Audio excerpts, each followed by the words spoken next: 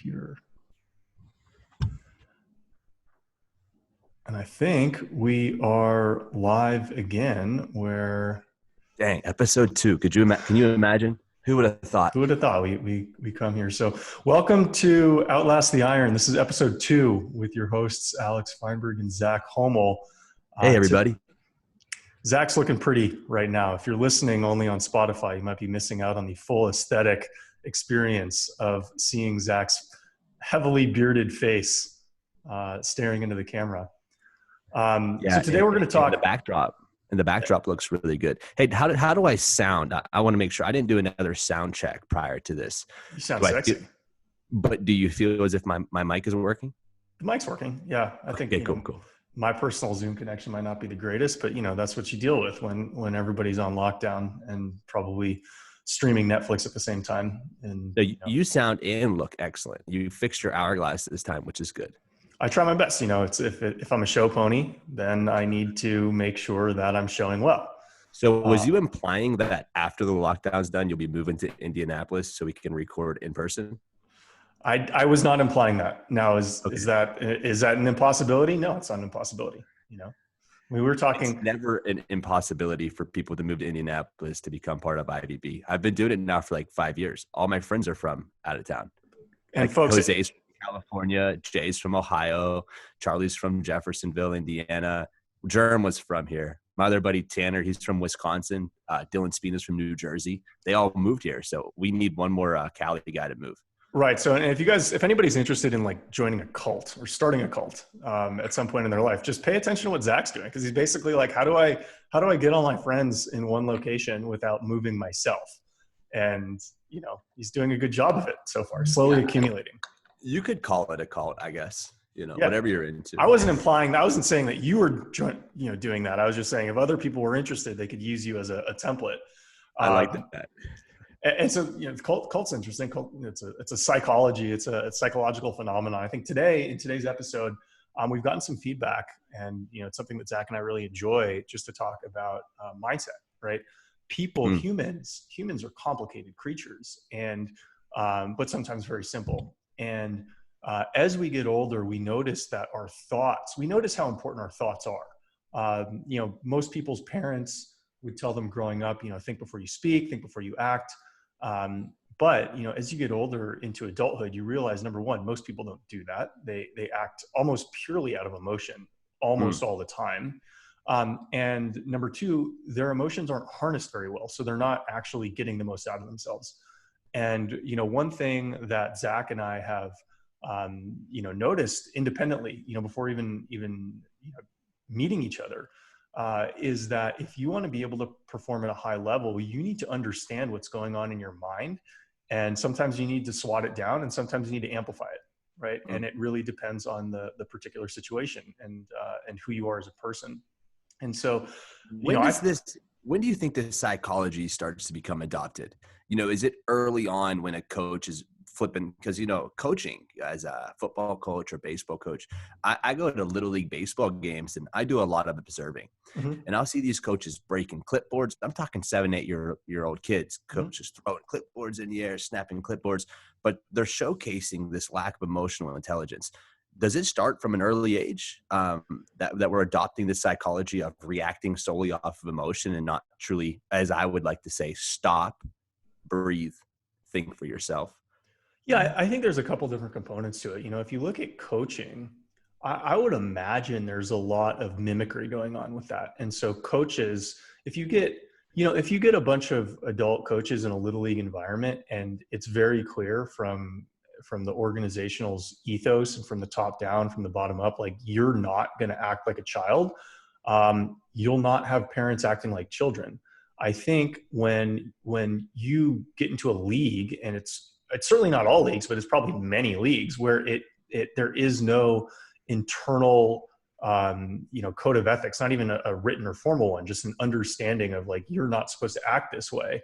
Then, you probably see different coaches modeling what they see on TV in some aspects. And so what a lot of people might not realize about their own personality development is it's modeled after behavior that they see in their own life, both in person and in media.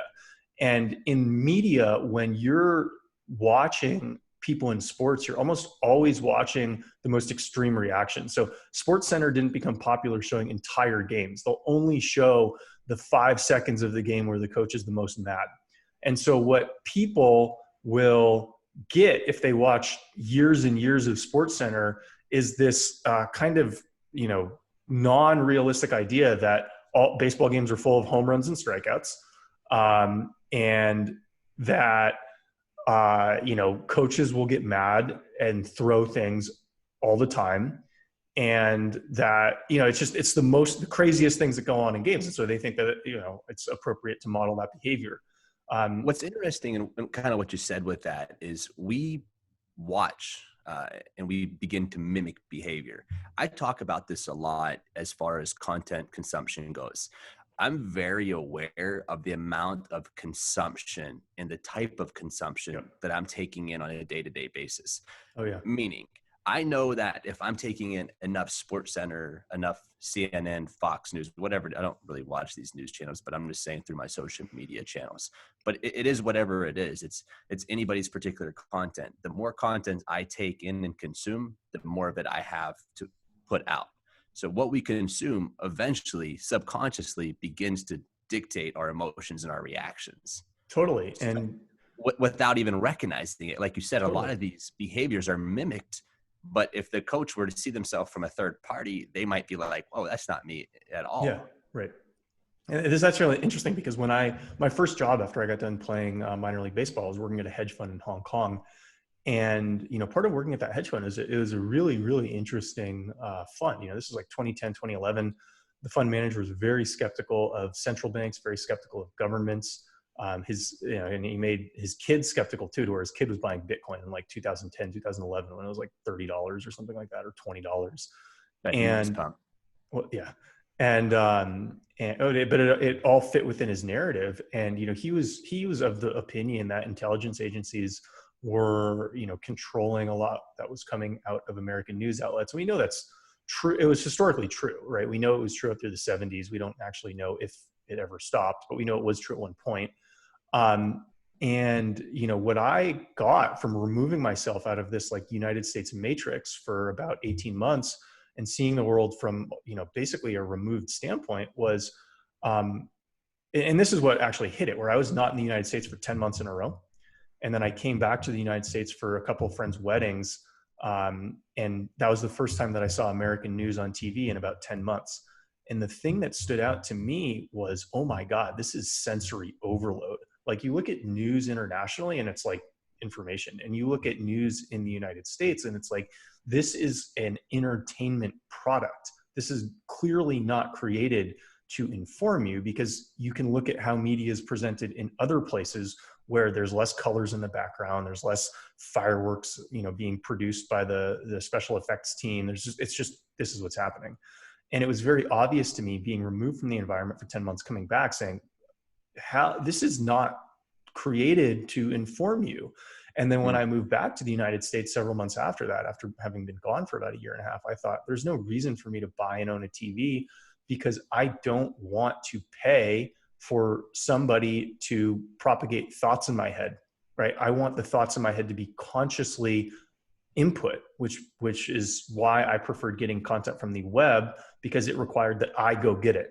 It wasn't being delivered to me to subconsciously change my opinions on things. Yeah, it wasn't prepackaged. And isn't it always interesting and a great thought that anytime that this is any perspective in our life, anytime we remove ourselves from our particular universe, how we can begin to look into our own universe and see the holes in the crazy cycle that we were spinning ourselves around it.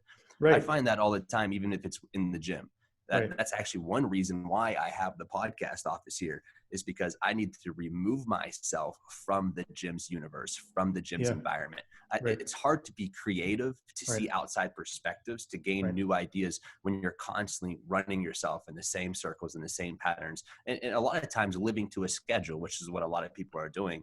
And this is why I think traveling is so important, because it offers you these experiences and it breaks that monotony of your continual schedule. And I've told basically the exact same thing to people for the last few years, where, when I'm in San Francisco, it's comfortable. I don't particularly like packing my stuff and leaving for a weekend, but every time I do, like literally 100% of the time I do, whether I'm seeing a friend, going on some weekend trip, it's like, yes, this was worth it. The several $100s that I paid to leave here was worth the change of perspective for me to digest things from a third angle. And, even in Silicon Valley, where this is going to be less popular in other places in the United States, the more conservative places in the United States look at the West Coast like it's morally debaucherous, which can be true. But the flip side of that is they're going to be more open to certain, drugs, certain mindset altering drugs, whether it's a psilocybin or a THC. And, what I believe about those when they're used properly is you're almost certainly less intelligent, like if you're taking a math test, right? If any of those mind-altering drugs are in you. So if you were to take the SAT, do not do those, because they will not let you score your optimal score on the SAT, or they will not allow you to score your optimal score on a final exam. But what they do is, and I can only speak to the more benign ones. I haven't, gone out on the more extreme angles. But what they do is they change your perspective to where if you're constantly thinking about one issue the same way over and over and over again, and all you do is adjust how you look at it, even if you adjust the way you look at it and you have foggy lenses on, that is a supplemental angle that you can have to evaluate what you're doing and unlock certain ideas that might have held you back. And they could be obvious ideas, but because people get in singular tracks, they don't necessarily realize things that might be obvious to others that aren't obvious to them. And so, and what's unique about these plant-based medicines that you're discussing, psilocybin, which would be magic mushrooms for those who are a little bit less hip to the term, than marijuana, obviously, which is now becoming legal in multiple states. Speaking directly into psilocybin, right? Magic mushrooms. My experiences with psilocybin were always not necessarily thinking through. It offered me new perspectives. It enlightened me. I like to say it enriched me to understanding and seeing things through other perspectives. And you kind of backing up a little bit. We talked about like culturally influenced areas, around obviously the United States in particular.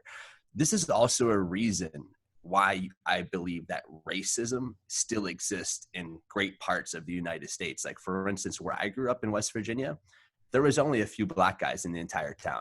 And it just so happened to be that my stepdad, growing up, my mom's husband for 15 years, they were in a biracial marriage. So my stepdad was Black. Your dad's Black, right? Huh? Your mom's Black, right? Is that what you're going to tell us? My mom's white. My stepdad's No, I'm just kidding. You guys, yeah, maybe no, I get real tan.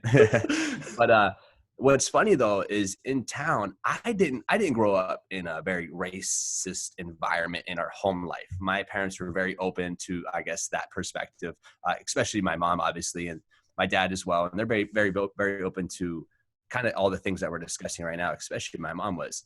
But other families in the community wasn't. And I heard a lot of racial slurs that I probably would have never heard until my mom got in a biracial marriage. Mm-hmm. But I feel as if some of these people, which is ironically enough, have never left the Ohio Valley, have never left our little area they're from. They never traveled to the beach. They never gained a new perspective or even had a new thought process or even opened up to the idea of seeing what it looked like on the other side, to not just judge people by their skin color or whatever it even might look like or what other perspective might have been. Yeah. And I think a lot of it has to do with because it's their lack of experiences. They lacked experiences. They adopted the opinions from their father, whoever it was before, and that just kind of became the tradition. I would offer a second angle to that, and I think, in the modern world, and I don't even think it's the modern world, but I think the modern world's amplifying it. A lot of people have something that I would refer to as dopamine withdrawals or dopamine shortages, and so I experienced this when I was going from playing sports to not playing sports, where playing sports, I was used to having adrenaline, run through my veins. And then when I stopped, it stopped running through my veins. And your body starts to grasp for things that make it feel good, because that's really how your mind tells you what things to pursue, what things are safe, what things are, or maybe not even safe, but what things are beneficial, and then what things are not. It's through pleasure, the pleasure centers in your brain. And, and so when you see people tearing other people down in ways that aren't entirely logical, whether it's online or whether it's in person, a lot of times it's because the person tearing the others down is suffering from some sort of dopamine deficiency.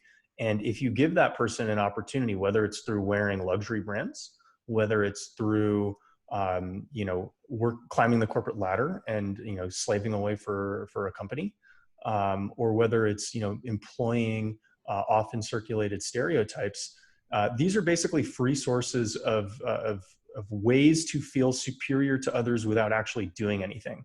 And if you offer people a menu of ways to feel superior to others without actually doing anything, most people will take them. Man, that's a great perspective. I was having a hard time kind of connecting the dopamine to that. So I want to ask you a little bit deeper for my own personal reasons. Mm-hmm. I tweeted this last night. Did you see the tweet about the guy? I've been kind of not calling people out, but making subtweeting them. Subtweeting them. Yeah. I subtweet you all the time. Really? I didn't know that. To you that I'm talking about. You missed I didn't know. I'm observing people's. I've been observing, a lot of my tweets come simply from observation on social media, observing, like I said, at the baseball parks, wherever I'm at when I'm walking, whatever it looks like, or just self-observation. Mm-hmm. And recently I've been just really diving into observing people and how people conduct themselves on social media. Mm-hmm. And I feel like people conduct themselves on social media. Of course, I feel like a lot of people portray their best selves, but I also believe a lot of people, and for most cases, portray what they want to be or their purest self. And the reason why I say that is because there's this barrier with this screen. There's no real repercussions as far as really anything's concerned because you have that screen barrier. And I'm finding a lot of people, mostly the people who just don't even follow me as well, will comment on something that I put up, and this usually post something negative. It's usually never harmful. It's often not hateful, but it's just a negative comment. And I'm trying to observe, wonder why this particular, and what I'll do is go and I'll read their tweets and how they're tweeting and different things, and to try to come up with my own observation or hypothesis or whatever it looks like. But I just keep coming down to the same answer, is that people yearn for the ability to feel as if they are superior to other people. But I believe that it's always to fill an insecurity or a void that they're unable to fill in their personal life. Yeah. And I think now that being a dopamine, I do believe we get a shot of dopamine when we feel superior or when we feel that we can add value to somebody. Yeah. So I do believe in some of these cases, people truly are trying to add value. But I think the process of how they are trying to add the value, they're going about it all wrong. I think there's go ahead.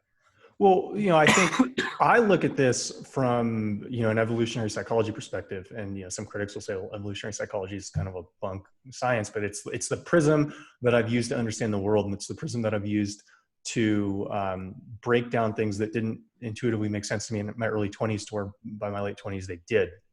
And so when I see people's behavior, I always try to, if it doesn't make sense to me, I try to map it to how would this help somebody procreate? Because a lot of evolved behavior or learned behavior is essentially, manifested because it has the ability to advance someone's procreation abilities. And so when you look at how men interact with each other, it's generally for one of a couple different ends.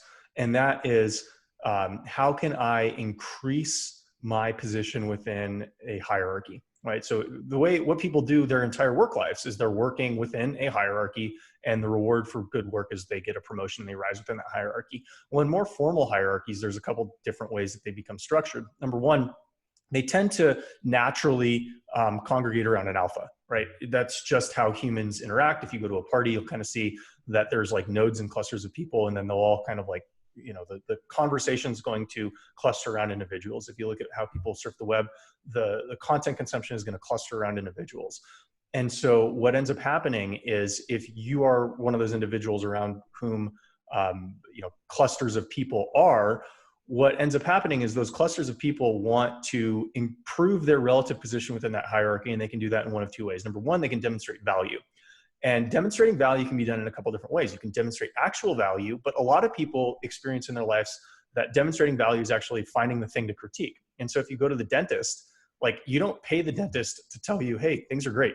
You pay the dentist to tell you, oh, actually, you're not brushing well here, you're not flossing well here. You don't go to the doctor to tell you things are great. You go to the doctor to find out what's wrong. And so most of people's ability to demonstrate value actually has to do, the way our present economy is structured, has to do with identifying weaknesses. Even if you look at how you work with clients, it's identifying weaknesses and working with people to develop them. And so if you try to condense that to 140 or 280 characters, at best, that might be the way somebody can demonstrate value to that small social group that they're a part of, with the hope that they can rise up from it. But the other side of that is, a lot of times people will have the natural inclination to limit the growth of the alpha within that group, because I believe that people, they say the line, power corrupts, absolute power corrupts absolutely. And I think humans have evolved to navigate these sorts of like alpha beta type relationships, to where many people will latch onto an alpha and become highly subordinate, because that alpha kind of makes the world feel safer to them, and they feel more comfortable working really hard for that alpha than formulating an independent idea of what's going on. So there's one set of people who feels like that, but then another set of people feels very uncomfortable when that alpha is actually growing really fast, and wants to do everything that they can to limit the growth of that alpha, because they understand, like, in the back of their heads, even though they wouldn't be able to articulate it, that a growing gap between them in the middle of the organization and the alpha at the top is actually dangerous for them. It's more likely that the alpha can exert some sort of power or influence over that person that puts them in a compromised situation. And so I think, people's behavior in organizations is almost always how to improve their relative position, or how to keep things stable, right? It's one of two. It's do you want to ascend, or do you want to keep things, the status quo? And you can map almost every behavior that people have to that. I love your mind. I love that perspective. Yeah. I love the way you look through that. And it's interesting kind of pulling that apart. I think it's interesting because you see that in all social circles, in all work environments. It doesn't matter if it's like, you're the alpha of the nerds, or there's alphas in the coal mine. Every field has somebody who is playing this particular role. What's kind of unique about it, though, is people search for alphas always within their realm, right? So I don't believe someone who's a Bill Gates high-tech guy, I don't view him as alpha. In my mind, I view him as, if I'm in the jungle, I'm ripping this fucking guy's arms off. This guy, my mindset, I believe, is maybe more primal or a different approach. Mm-hmm. However, I will see an old dude who's 65 years old, 70 years old, who's been slinging hay bales his whole life, working on the farm. I would see him more as alpha than I would see someone, whether it's a particular, field that I guess is outside of what my beliefs are of what alphaness is, right? If you want to kind of. So this is actually really interesting, and it kind of underpins some things that we've talked about, where folks have struggled through transition, like career transitions, right? And this is really, really challenging for some people. Me personally, where I went from wanting to be a Major League Baseball player my whole life to, being outside of the sports world for many, many years. You can't have the same heroes when you change games.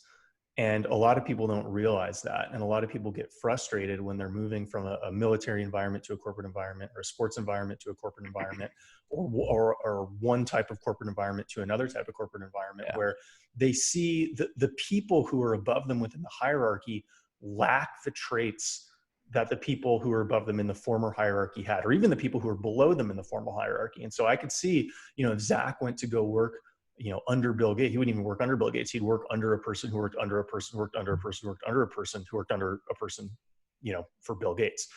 And what would happen is he would get in that environment and he would see that the alpha's behavior, which would be Bill Gates's behavior, would reverberate on down the organization because people will mimic the behavior of people north of them. And so what Zach would do if he's a normal person who's working for Microsoft in, 1999, coming from West Virginia, being able to bench press 400 pounds and squat 700 pounds, he would look and he'd say, these guys are all weak. These guys are all pussies. Why would I listen to anybody? And because that is, he's going to take his training from his previous life and try to map it to his new world, but it doesn't maybe map that, like that. But also on the backside of things, it's I don't respect their values. We Mm-hmm. have a different value system, which I think goes into place too, which I would I knew though this from personal experience about me. I don't know if I told this story on the last time we podcast, but I've been telling it on a podcast the other day. When I got in an argument with the dude from GNC who tried to basically like put me down and make me feel beneath him. I didn't respect his values. His values didn't align with mine. Mm-hmm. He didn't have the same morals as I had. With that being said, I couldn't respect you as a superior to me if I can't respect your values and how you're conducting yourself as the superior. And I think a lot of that has to do with it as well. I have a hard time simply respecting men who don't train their body. And that's just me. And I'm not saying that that's a biased approach or whatever that looks like. But if you can't take enough care of yourself, how can I respect you? How do you expect me to respect you? So these maybe preconceived values and morals that I have and hold on to is potentially my reasoning and my lack of respect for other people, I guess, or alphas, if you will, in their own realms. What do you think? And I think for me, that framework was malleable. And so for me, because I felt that making money in Silicon Valley was a game or a sport similar to playing baseball. And so if you look at who's making money in tech, it's, the Mark Zuckerbergs and Bill Gates. So there's no denying that these people have done something well that a LeBron James or a Michael Jordan hasn't done, right? And so if I'm in that new world, I have a couple different options. Number one, I can say everything's bogus and bunk and the people at the top don't deserve it. And there's nothing that I want to mimic about these people that are north of me. Or number two, I can say, I need to reformulate my understanding of what power is and what strength is. Because when I was 20, 21, 22, I thought the same thing Zach thought. I thought, well, if you're stronger, you're a superior person. But then, the way I rationalize it. Let me mention them, not just strength, mental strength. And this is why I say this. This is why I say strength. How often do you see in the corporate ladder, everybody sucking everybody's dick to try to reach it to the top? If that's your type of, if that's how you want to scale your workplace by working the extra 4 hours over for your boss and taking time away from your family and taking away from yourself, you lack values. You lack the values that I respect. So it's not just strength as in physical strength, but also mental strength and endurance based off of your own core values and principles. I can't respect somebody who's going to break their core values and their principles, not because they're weak physically, because they're weak mentally. Sure. But the flip side to that is, if you think about what separates humans from beasts, humans are physically weaker than animals, than most like large game animals, right? And they're probably most humans are weaker than animals. And the ability for humans to avoid alpha to alpha confrontation is probably superior to most animals. Where if I'm threatened by you, if I'm a man and you're a man and I'm threatened by you because I think you're gonna talk to my wife, talk to my girlfriend, whatever. We have words that we can use to deal with that. A small portion of people don't use words and they try to fight. But if this was the jungle, it'd be a fight like 100% of the time, maybe not 100, 50% of the time. Whereas in the real world, in a civilized society, it's like half of 1% of the time there's a fight. 1% of the time there's a fight.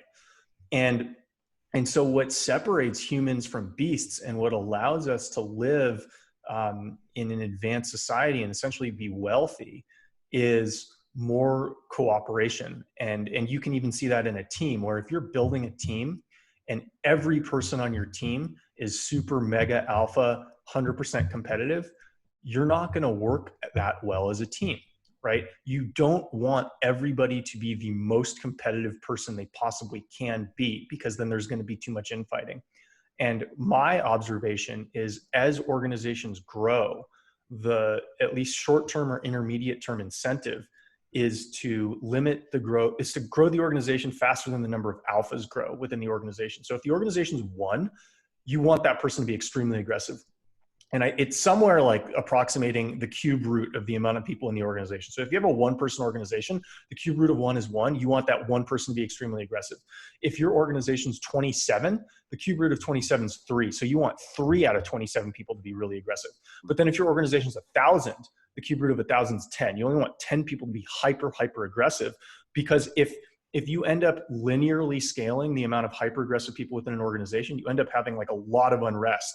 And so if you look at how societies or militaries have been managed over time, a lot of it is to build unity, but a lot of it is also to reduce infighting and reduce the opportunity for resentful people to cluster and then take down others within that group. And so there's a lot of thought, or at least historical experience, that goes into how, you know, our modern society and how corporate structures grow. And that is what allows billionaires to exist, right? Because the only way you can actually be a billionaire, or I mean, for the most part, the only way you're a billionaire is if you have thousands and thousands of people working for you and you are profiting off of their labor, right? And so that being is cooperative. Yes, exactly. And that's it, cooperating. But at the end of the day, that's what's being taught to all of us from the 5th or from age 5, is to be cooperative. The schooling system, you know, teaches this. This is being taught to us for, you know, the 12 grades you go to school, and then the 4 years of high school that you go into, and then you're now pre-trained. You are pre-qualified now to climb the corporate ladder, but within reason. No, and not just that, you're taught to view yourself as others view you. And so the most dangerous thing, I think, and to be graded off your performance. That's another thing, which is, now that can be found in all facets of life. No, but it's graded by a subjective third party, right? Whereas within lifting weights, it's like, I mean, yeah, you have a third party evaluate whether your form was legal, but for the most part, like, you know, I deadlifted 500 pounds. I don't need somebody to tell me, congrats, you deadlifted 500 pounds. I know I deadlifted 500 pounds. Whereas when you're a student, your ability to value yourself is contingent upon somebody else's external approval. And you don't even realize this, because no 5, 6, 7, 8, 10-year-old, 12-year-old, 15-year-old has this degree of self-awareness. But if you go 12, 13, 14, 15, 16 years of your life where your whole identity or source of self-worth hinges on somebody else giving you that stamp of approval, you've all of a sudden molded your mind to perfectly fit within someone else's world and someone else's corporate evaluation system, and you don't even realize it, to the point where if you actually go to a lot of these elite universities, a lot of the students that they produce will, you know, they're incredibly, I would say, addicted to praise by someone else, right? And if you actually get them in an environment where they're not constantly being told that they're on the right track and they're doing a good job and they're going in the right direction, they get really nervous and they kind of like short circuit. And I believe it's because that's how they've been guided and how they've sourced their own value through their life, to the point where I even had an email exchange with this guy who wrote a book called Don't Send Your Kid to the Ivy Leagues. And I was saying, look, you know, this is what I've seen from the couple of years that I've been working at the time. I see the Ivy League kids are, you know, computationally okay. They're all proficient. But one thing that they have that separates them from other people is the need for authoritative approval. And he's like, look, I couldn't agree more. That's exactly the type of student that we let in, and that's exactly the type of student that we graduate. And you know, that is why you will see a lot of people who are scared to pursue their dreams, is because if you're pursuing your own dreams, it means you're not pursuing someone else's. And there isn't, you know, prior to like 5 or 10 years ago when the entrepreneur thing became more popular, there wasn't a model in their mind that they could mimic like that, because everybody in their own life you know, kind of did this same corporate climbing thing. It wasn't even like a choice. It was just like the thing that everybody else did.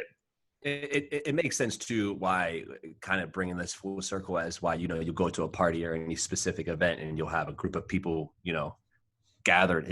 I think the word alpha is very weird, just personally. I think people who use the word alpha to relate to themselves, I think, are super dweeby and douchebaggy too. Mm-hmm. But speaking in the term alpha, right, mm-hmm. that makes a lot of sense why these people gather around groups of alphas to be told what to do whenever that was kind of pre-molded for them throughout basically all of their development.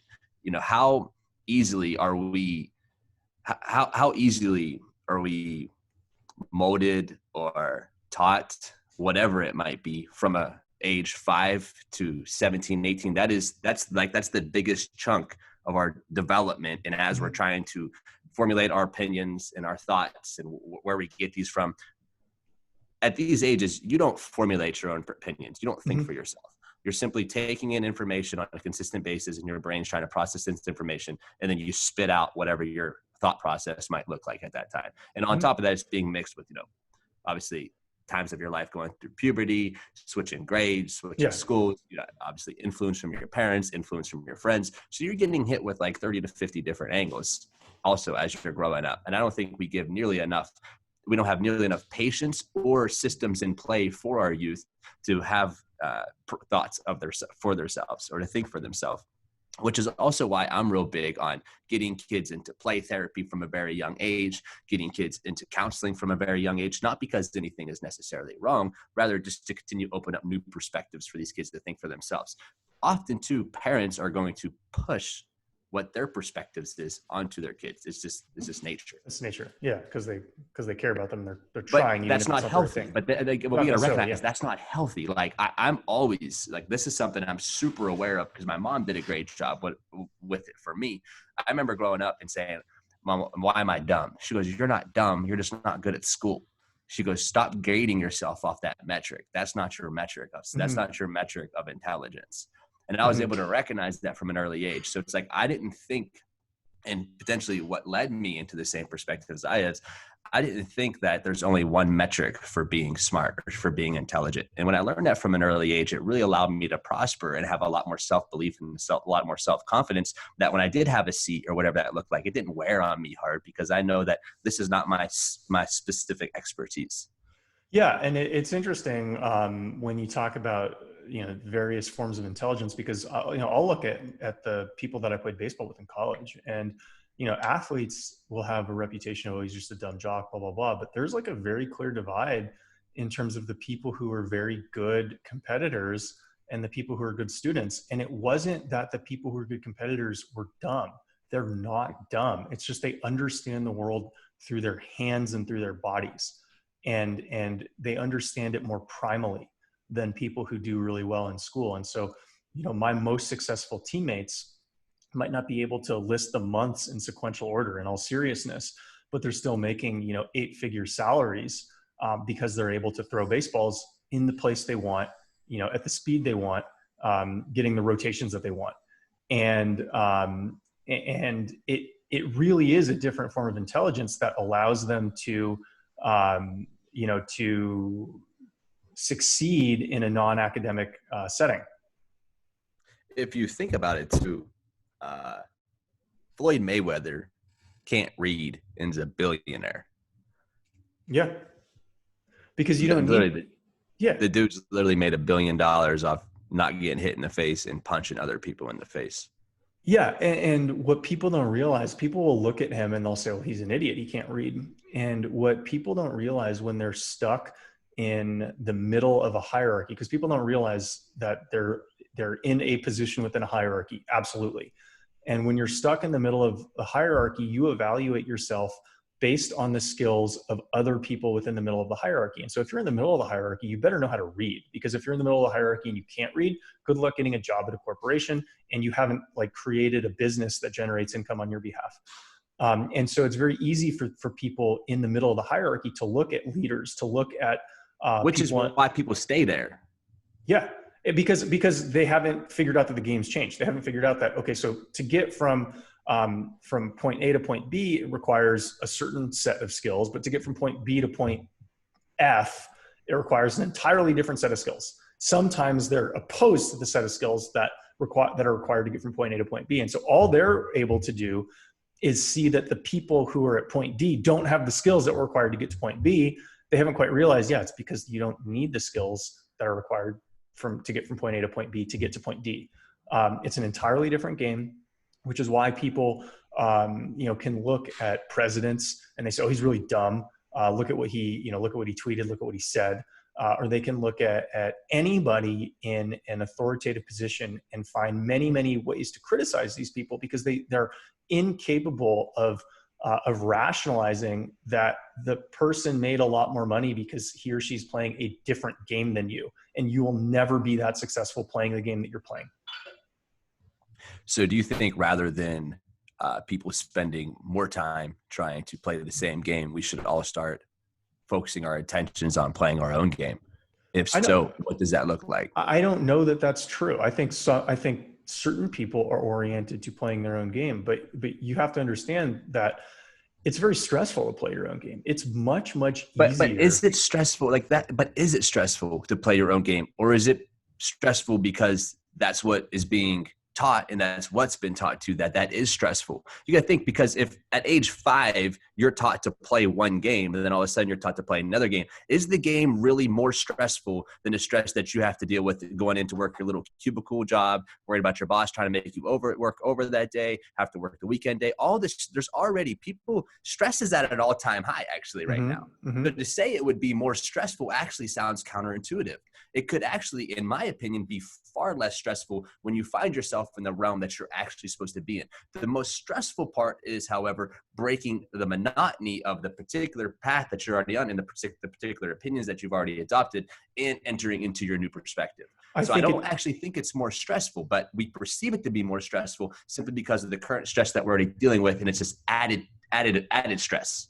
I think it depends. I think it depends who you are. And so I think it's very clear, talking to me, that you have an independent mind and you have the ability to formulate your own opinions, that are truly yours, which means you have a perspective of the world that can't be taken from you. It's your perspective. But you don't realize that most people don't have a unique perspective of the world. Most people grow up only able to interpret the world through other people's eyes, whether they realize it or not. And so when you that has to be based off consumption, though, right? That's true. But then again, like I don't believe that I'm a whole lot. I think I'm special in my own ways, but I'm not the bell curve. None of us are too far off from each other. That's another thing. We all got to remember, at the end of the day, we're all still humans. We still can't be too far off from each other. I didn't just wake up overnight with all these new perspectives and ideas. This has been years of thought, of practice, of understanding, of formulating my own opinions. I also believe that we can change and course correct the path of our lives, and anybody can do this within particular reason, if they take the time to do so. I mean, in order to formulate your own opinion, you have to stop consuming others' opinions. The reason how I was able to formulate my opinion and to carry myself how I'm carrying myself right now, to lead my community of Iron Valley Barbell and lead the group of guys that I'm with, is I got away from this pandemic for 2 weeks. I didn't think anything about it. I allowed myself to just view facts and what was factual and what was actually going on, not to be manipulated by the media or anybody else that I follow opinions, to actually formulate my own opinion. That's how I actually formulated my opinion, based off of everything that's going on right now and how I'm conducting myself off everything that's going on right now. I allotted myself the time to gain that perspective. I simply feel like people don't allot themselves the time, or are already pre-taught to not allow themselves the time to just listen to other people's opinions, because the news is more flashy. It's easier to look and watch the news for 30 minutes. It's easier to watch Fox News or CNN News for 30 minutes than it is to sit by yourself for 2 hours and think about it. Yeah. But I think the way that I look at it is the world is infinitely complex, right? There's so much stuff going on. And what that means is, like you have a bell curve, there's going to be a range of how well every human understands it. Right? So not every human is going to be, even if they apply themselves 100%, not every human is going to be able to perceive the world with the degree of accuracy that the next person can. So if you line up 1,000 people, right, and you say, okay, all of you 1,000 people think independently. Well, you're going to find that of those 1,000 people, like 10 to 30 of them, or 5 to 30 of them, or 1 to 30 of them have ideas about the world that are substantially more advanced than everybody else's. And so what everybody else has the opportunity to do is, do you want to be independent and compete with those people who have substantially superior understandings of what's going on than you? Or do you want to join them and work on their team, even though they're going to profit off of you being their teammate. But because because the gap of their understanding and your understanding is so significant, it might benefit you to latch onto that person the same way that, other people who train at Iron Valley Barbell look at you, they're like, well, this guy really understands positioning. This guy really understands how to create a good gym environment. I want to learn from this guy. I want to train under this guy. It's because they perceive that the gap in knowledge between them and you is so large that rather than go and do their own thing, they'd want to learn under you at least for a period of time. So I think that there's a benefit to that. There's a reason why most people follow that path. Now, you in particular have a very high tolerance for uncertainty, right? Where most people do not have that degree of tolerance for uncertainty. And it's really, really interesting when I talk to various friends who are going through higher stress environments. So some friends like suing, going through lawsuits or something like that. And it's very clear that the games that people play in the modern world basically test how comfortable you're going to be with uncertainty. And if you're not uncomfortable with uncertainty, you're almost always going to make the trade-off of I'm going to go work on someone else's team because that person can cut. What's so crazy about that though, Alex, is there's no such thing as certainty. That's the thing. We developed certainty. We developed the idea of what we think is certain. That was established by us. We established, this is what's certain. Nobody planned for the pandemic. Fox News didn't know. Donald Trump didn't know. Maybe China knew, but most of these people didn't know about what was going on, about happening to the coronavirus, and now the world is upside down. If you don't know by now that nothing's certain in life, you're 15 steps behind. You got to realize that everything is uncertain. So when you're latching on to what you believe is certainty, all you're latching on to is somebody else's beliefs of what they believe is a certainty. And that's all based off your core values and principles. The only reason I'm able to make my opinions and my certainties myself is because I've decided that for me, I have a couple different, obviously God is the first thing, faith, that holds me steady like a rock. But outside of that is because I've formulated these opinions by myself and they align directly with my values. That's how I can be so certain. But then again, if you want to follow me, at least you know that my values are not manipulated by the dollar or anybody else. My values are based upon my own thoughts, my own thought process. Now, if you choose to watch Fox News, CNN, Trump, follow anybody blindly, know that you're also following people whose perspectives are being manipulated by the dollar. And we know that, we actually know that for sure, but we still continue to follow blindly. Well, and so, this is really interesting because one thing that I noticed when I was playing baseball is that a lot of the people who were my most successful teammates and the most, at every level, a lot of them were much more religious than, the next person. And being of the mindset of valuing evolutionary psychology and believing that nothing really happens at scale by accident, I didn't believe God favored Christians to advance in professional sports. What I did believe was that the belief in a deity, the belief in something greater, some framework greater than what you see in the physical world, conferred the believer with some degree of stability to offset the instability of life. And so I think one reason why it's so much easier for you to manage the uncertainty that you manage, even though you could probably do it prior to finding God, is the fact that you go to church every Sunday and you, as you said, it stabilizes you. It gives you a foundation. If people don't have that, it's even more challenging, I think, for them to to go on their own and deal with the uncertainties of life. But also for people who've depended on that degree of certainty, that degree of faithful foundation their entire life, might not be equipped with the skills to manage the uncertainty of a different terrain. And so I think there's a very, very rare middle ground for people who they have tools to manage the uncertainty, but they have the desire to experience what is uncertain. And I think most of the reasons or a lot of the reasons why people do things that seem to be inexplicable or believe things that are contradictory, despite ample evidence saying that you're wrong, is that the mind the mind avoids situations that can push it towards short circuitry, right? And so it knows that, just like, when you're performing a movement, don't get your shoulder in this position because like it's healthy now, but if I get it in this position, it might not be healthy. Your brain knows the same thing. And that's why people have challenges dealing with difficult thoughts, because anytime a difficult thought is basically a thought that challenges the framework that was presented to you at some point from the age of like 5 to 20 years old, for the most part. People have very, very, very strong difficulty grappling with these challenges, the same way they'd have difficulty performing a movement that they've never done before. Their mind is going to revert to performing the movement the way that they know how, and they're going to fight a new framework development that tells them to do it a different way. They're going to always try to fit the new way of doing it into the old way of doing it for safety purposes. And it's a very specific type of person who can step back and say, okay, I understand that this mental movement pattern, or I understand that this physical movement pattern was created from this period of time to this period of time to produce this end.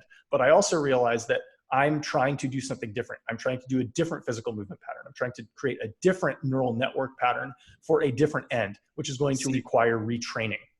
See what I find, boom, yes, right there, which is going to require retraining. That's what I'm going to, because what I'm finding and what I see from my observations is it's not that people are trying and then failing with the new mindset or the new perspective, the new approach, or whatever you want to look like, whatever it looks like. It's rather so it's the lack of even opening the mind up to see a new perspective.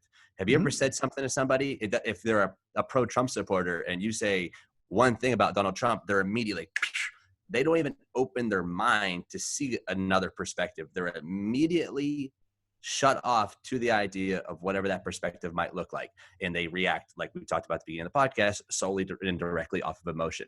I feel, and I actually wrote this before, I had a little post about this. Don't say things like I'm poor. Don't say things that I'm broke. It's I don't have the money right now, but I will have the money. It's when we choose to just say, oh, I can't do that, or I'll never be able to do that. What we do is shut our minds off from the possibility of whatever actually could happen or would happen, for the fact being that we never give ourselves time to actually process the thoughts of what could be. So I think a lot of it is the lack of actually taking ownership of a new perspective or opportunity.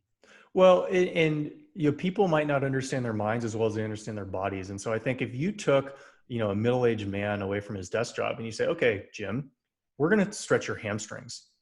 Oh, you can't touch the floor. And you actually can't come close to touching the floor. You're like, literally, if you bend over and lock your legs, you're a foot from touching the floor.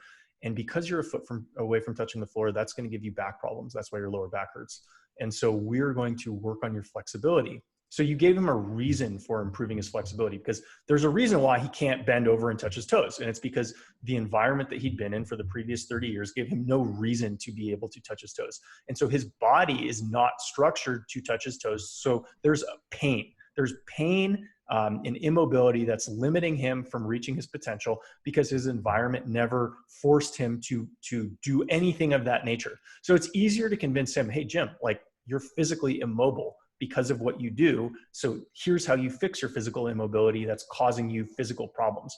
What's harder for people to understand is their mind works exactly the same way, where if your mind is used to seeing things from one perspective over and over and over and over again, you lock in mental immobility. And your mind will have the same degree of resistance as your hamstrings have if you haven't stretched it for 10, 20, 30 years, which a lot of people probably don't when they start making money. It's like they turn their brains off and they just go on autopilot. And what you'll find is, if you want to grow as an athlete, you need to be mobile. You need to be able to go through all ranges of motion. And if you want to be intelligent as a person, you need to be cognitively nimble. You need to be able to look at things from like almost every perspective. And I play games like that with myself. They're almost like mental mobility games, where I'll look at a subject and I will say, I can look at this from 30 different angles. What's the opposite of what I think? This is what I think. What's the opposite? What's the opposite point of view? How can I rationalize the opposite point of view?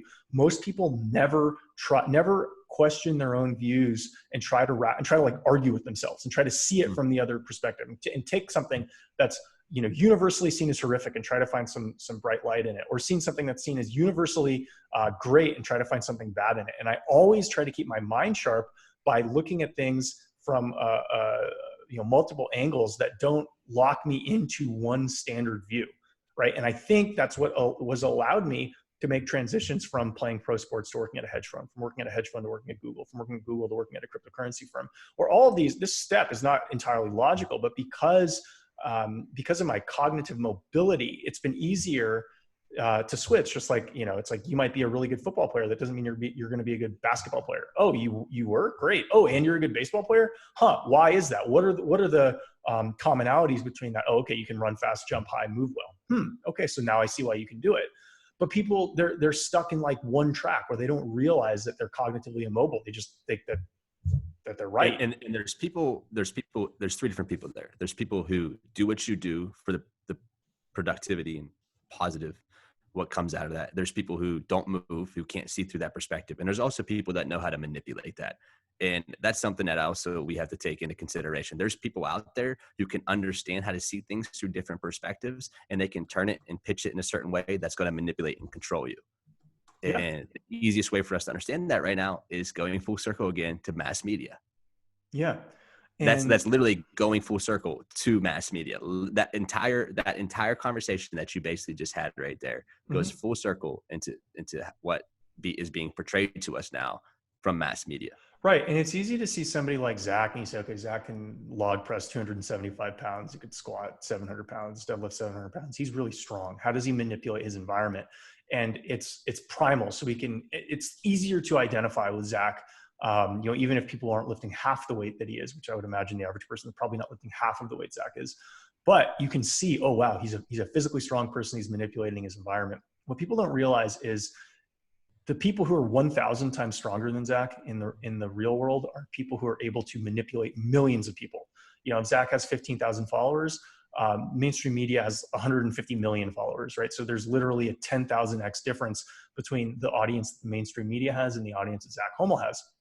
And so there are people, in fact, who are programming content for those 150 million people. And so if you happen to be a multi-billionaire who owns a 25% stake in one of these media conglomerates or 20% stake in one of these media conglomerates, all of a sudden your ability to manipulate or control or adjust your environment, it doesn't have to do with at all with the amount of weight you can log press or the amount of weight you can lift off the ground. It has to do with how many people's minds you can alter or adjust to see issues the way you want them to see them. So they vote the way you want them to vote, or they support the issues that they want, that you want them to support. And it makes it easier when they don't know what's going on. And so this has been going on for decades, at least going back to William Randolph Hearst. That's documented for how he built up the Hearst empire with yellow journalism. But it can, you can trace it even further back, to whether you don't believe in various, cults that have arisen, or whether you happen to classify certain religions as cults, and the priests or the equivalent thereof are these manipulative people who are delivering essentially media messages to their congregation or their following week after week after week to get them to do the thing they want them to do, whether it's give them money, support their worship their religion, whatever it is that it is. You see these commonalities over and over and over again. Sit pause. I got to pee real quick. Okay. We will pause at.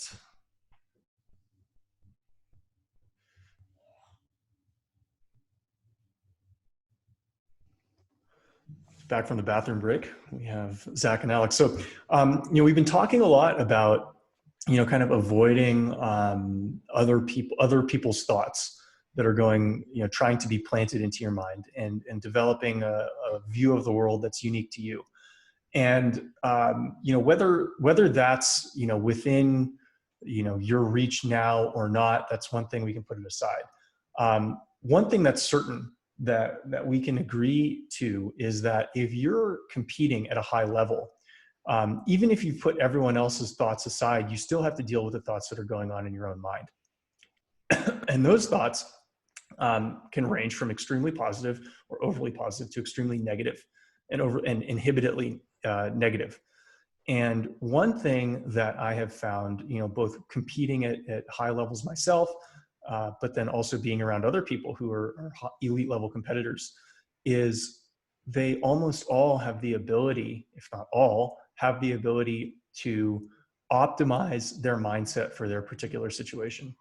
And so for baseball, like for me in particular, um, baseball is a sport that requires confidence. Sports that have a lot of people who are seen as cocky, arrogant assholes by other people are actually sports that require confidence. You cannot play them if you lack confidence. And one thing that'll, and one, Yeah. one thing that a lot of people don't realize is when you're nervous, and correct me if you've had a different experience, Zach, but when you're nervous, the nervous tension that you have will first impact your fine motor skills.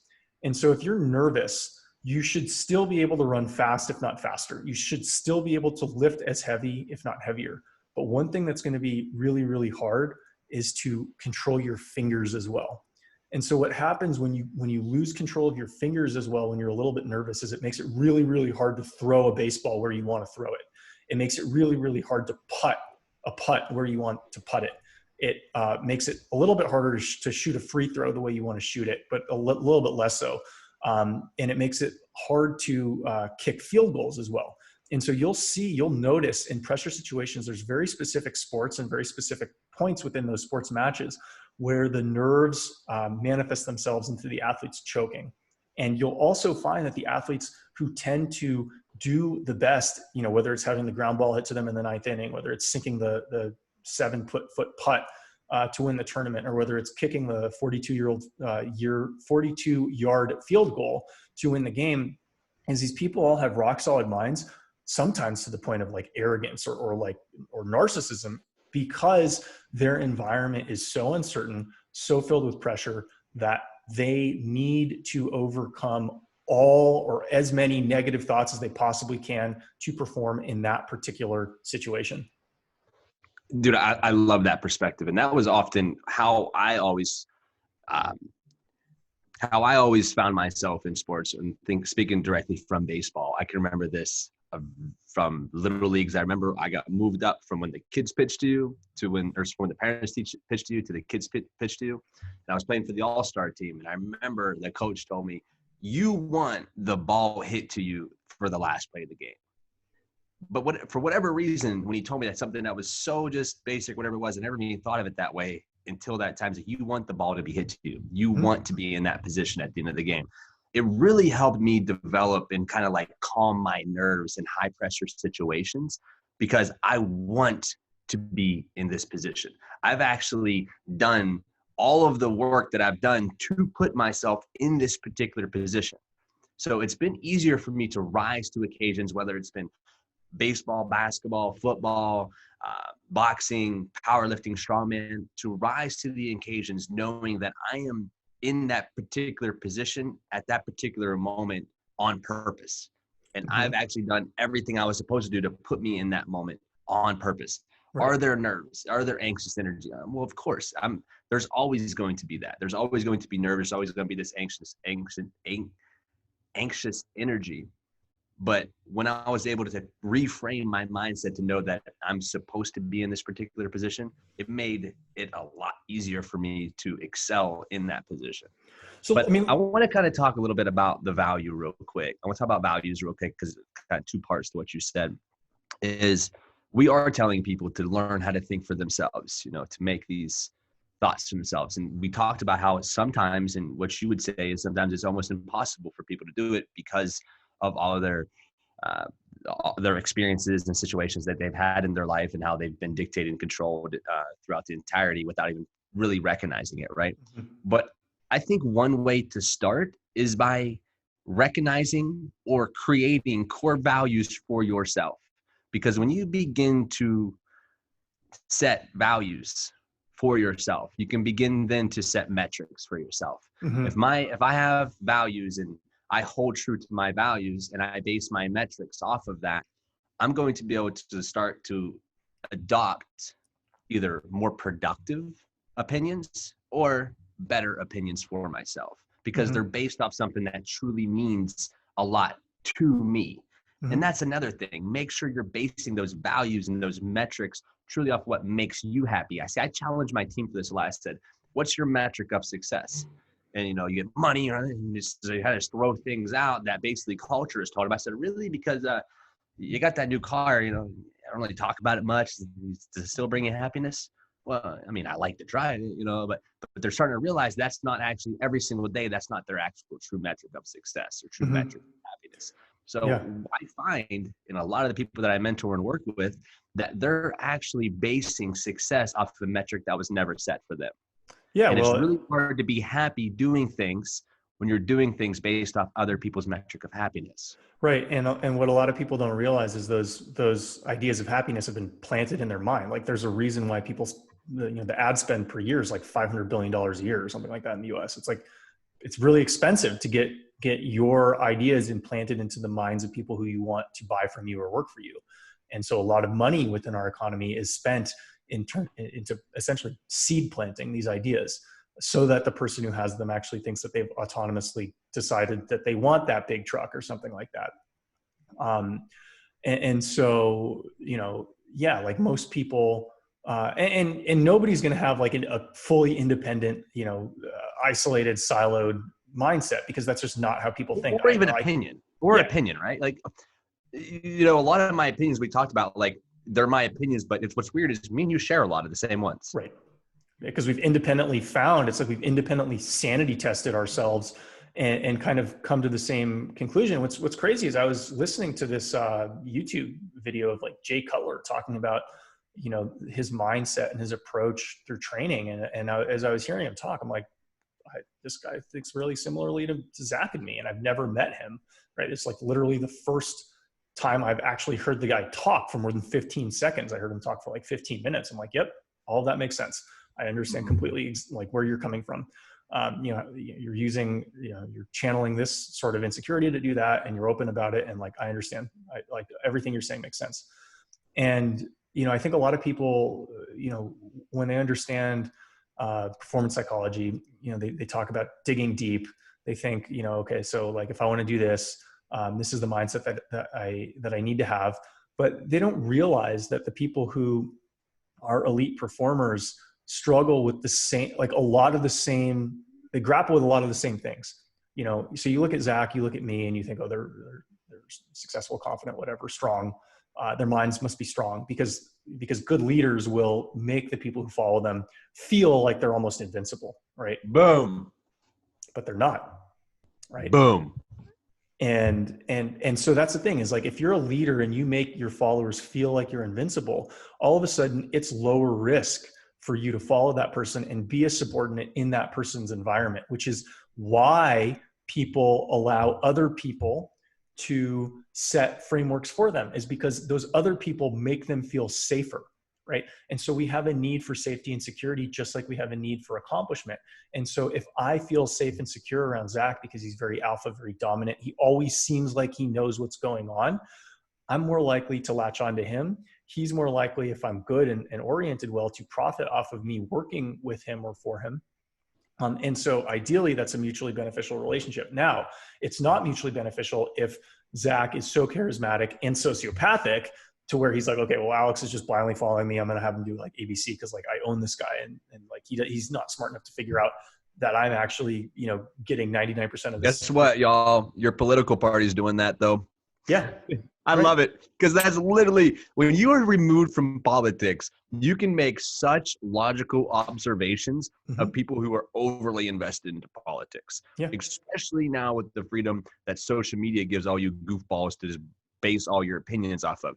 I read, sometimes I'll go on Facebook and I have like these 10 people that I follow who literally only post basically negative stuff, and they create controversy on their pages, but they don't have the same friend followings, but they all say the exact same shit. Yeah. And it's because, and it's really interesting how if you listen to how a lot of mainstream podcasts or a lot of mainstream news content is done, even, if you listen to how executives talk, or if you listen to how, religious figures talk, they talk in a way that lets their audience believe that they have a level of understanding of what's going to happen in the future that they don't have, right? Because the future is inherently scary. The future is inherently uncertain. So if you listen to a CEO talk, he's going to speak with more confidence than he has that the next few quarters are going to go a certain way. If you listen to a president talk, he's going to speak with more confidence than he has that certain things are going to go a certain way. If you go to church, you're going to probably hear a guy who speaks with more confidence than he actually has about certain things happening, right? And this is the dynamic between leaders and followers. And what people don't realize is if the leaders actually have to compete on their own, they actually doubt themselves, right? Because they spent their whole lives believing that Michael Jordan is a demagogue, like he's just the elite, the pinnacle. He never fears anything. The idolization though that comes within us, that's the thing too, that's a whole new topic, right? When we idolize other people and we view them as superior based off of, when you get into lifting weights, you see a guy bench 500 pounds, you begin like, oh, that's great. And that's guy's superior or whatever that might look like in that framework and in your mind. But it becomes extremely unhealthy when you begin to idolize that. What it is you're creating a false God. Well, but there's a flip side because everything's a double-edged sword. And so when you realize that most people learn through mimicry, then and this is the importance of positive role models for kids when they're younger, is most people learn through mimicry. And before you can learn to see the world as it is, you will see the world through the eyes of other people. And so if you idolize somebody, that's because that person has a skill set or something that your mind thinks is valuable to also have. And so you will, without any degree of idolization or without any degree of mimicry, you're kind of lost for direction at a young age. And so it is totally understandable that people will idolize, and I think Zach, you and I talked about this, like whatever athlete you thought was the coolest when you were 11 or 12 years old, you're always going to think that guy's the coolest. Ain't that the truth? And I really think it has to do with the course of human development where as you're going through puberty, the dominant alphas that you can model behavior off of when you're going through puberty leave an indelible mark on you for the rest of your life. And I think that's true with sports. I think it's true with music. If you look at how music transforms, a lot of the people who influenced subsequent musicians were very, very popular when the next generation of musicians was like 10, 11, 12 years old. So if you think about when were the Beach Boys popular? It's like the Beach Boys were popular when I think the Clash, if I'm remembering my rock history correctly, it's like when the people in the Clash and when the people in the Ramones were in middle school, the Beach Boys were really popular. And so obviously for them, the Beach Boys would be like the coolest of the cool. We're going to model what we create after them. And if you listen to the music of those early 80s bands, you can see how the Beach Boys has influenced them. And then however, now think that tie is changing. I think it's changing some with the advancements in technology for social media. I feel like we have now, if you want to see it through that perspective, more people to idolize. And with more people to idolize, we have different perspectives to idolize. You have more. Yeah, that's true. You're going to have, a more nuanced, way to see the world. And probably some of those idols that you have are going to be like Zach and me, where they're encouraging you to see things, from your own perspective. I think that's definitely changed as media has become more targeted. And do you think that does more or less for our growth, you and I? So growth as a human being, more growth as a podcast or YouTube channel, potentially less. Well, I mean, it's more competition. Are you just saying what's the benefit of competition? Meaning on psychology purposes, if people, you've talked this whole podcast and I've talked this whole podcast, basically how people just follow others blindly, where we're sitting here saying, hey, we're challenging you to think for yourself and think through your own perspectives.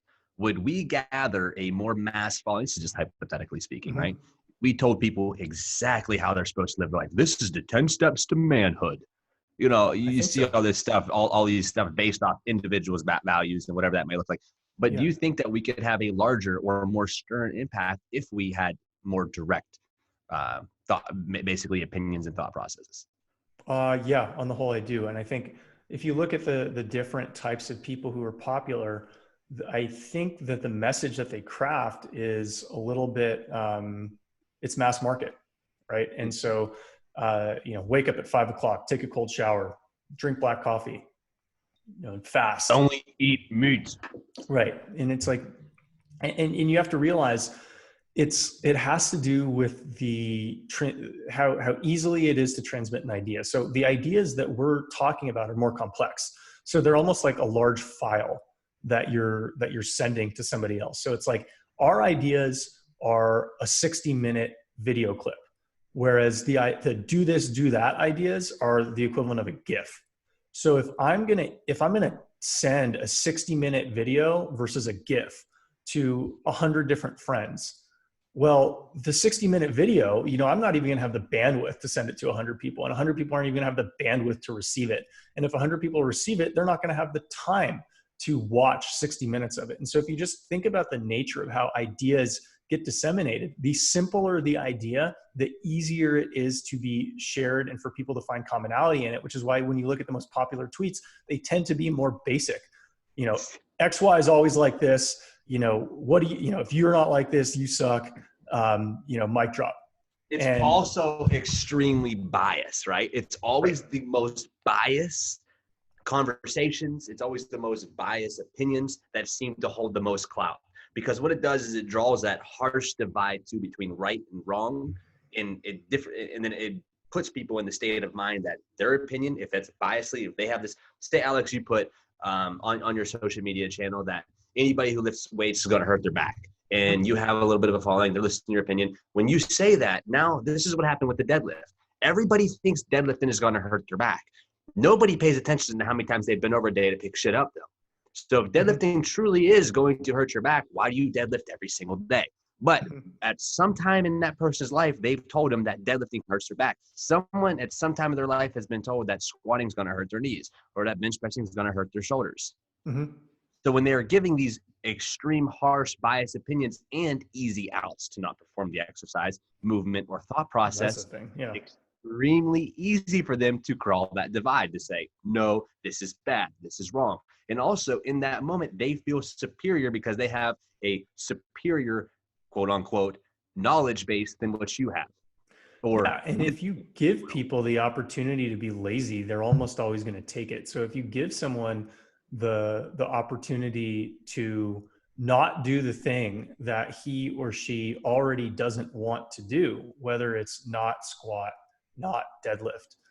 Most people like bench pressing, but they're going to take that, right? If you told people like, hey, running's really bad for you, there could be 100 studies, and those 100 studies, like 30 of them could say running's great, 60 of them could say running's okay, and 10 of them could say running's terrible. Well, guess what? If someone doesn't want to run and they see the study for running's terrible, they're going to say, yes, totally. I totally get it. I'm not going to run anymore. And it's like, which is why I'm telling you, because you tweeted this the other day and I saw it too.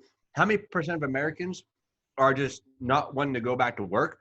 And that's why they're saying the things they're saying on social media. Yeah, maybe. Right.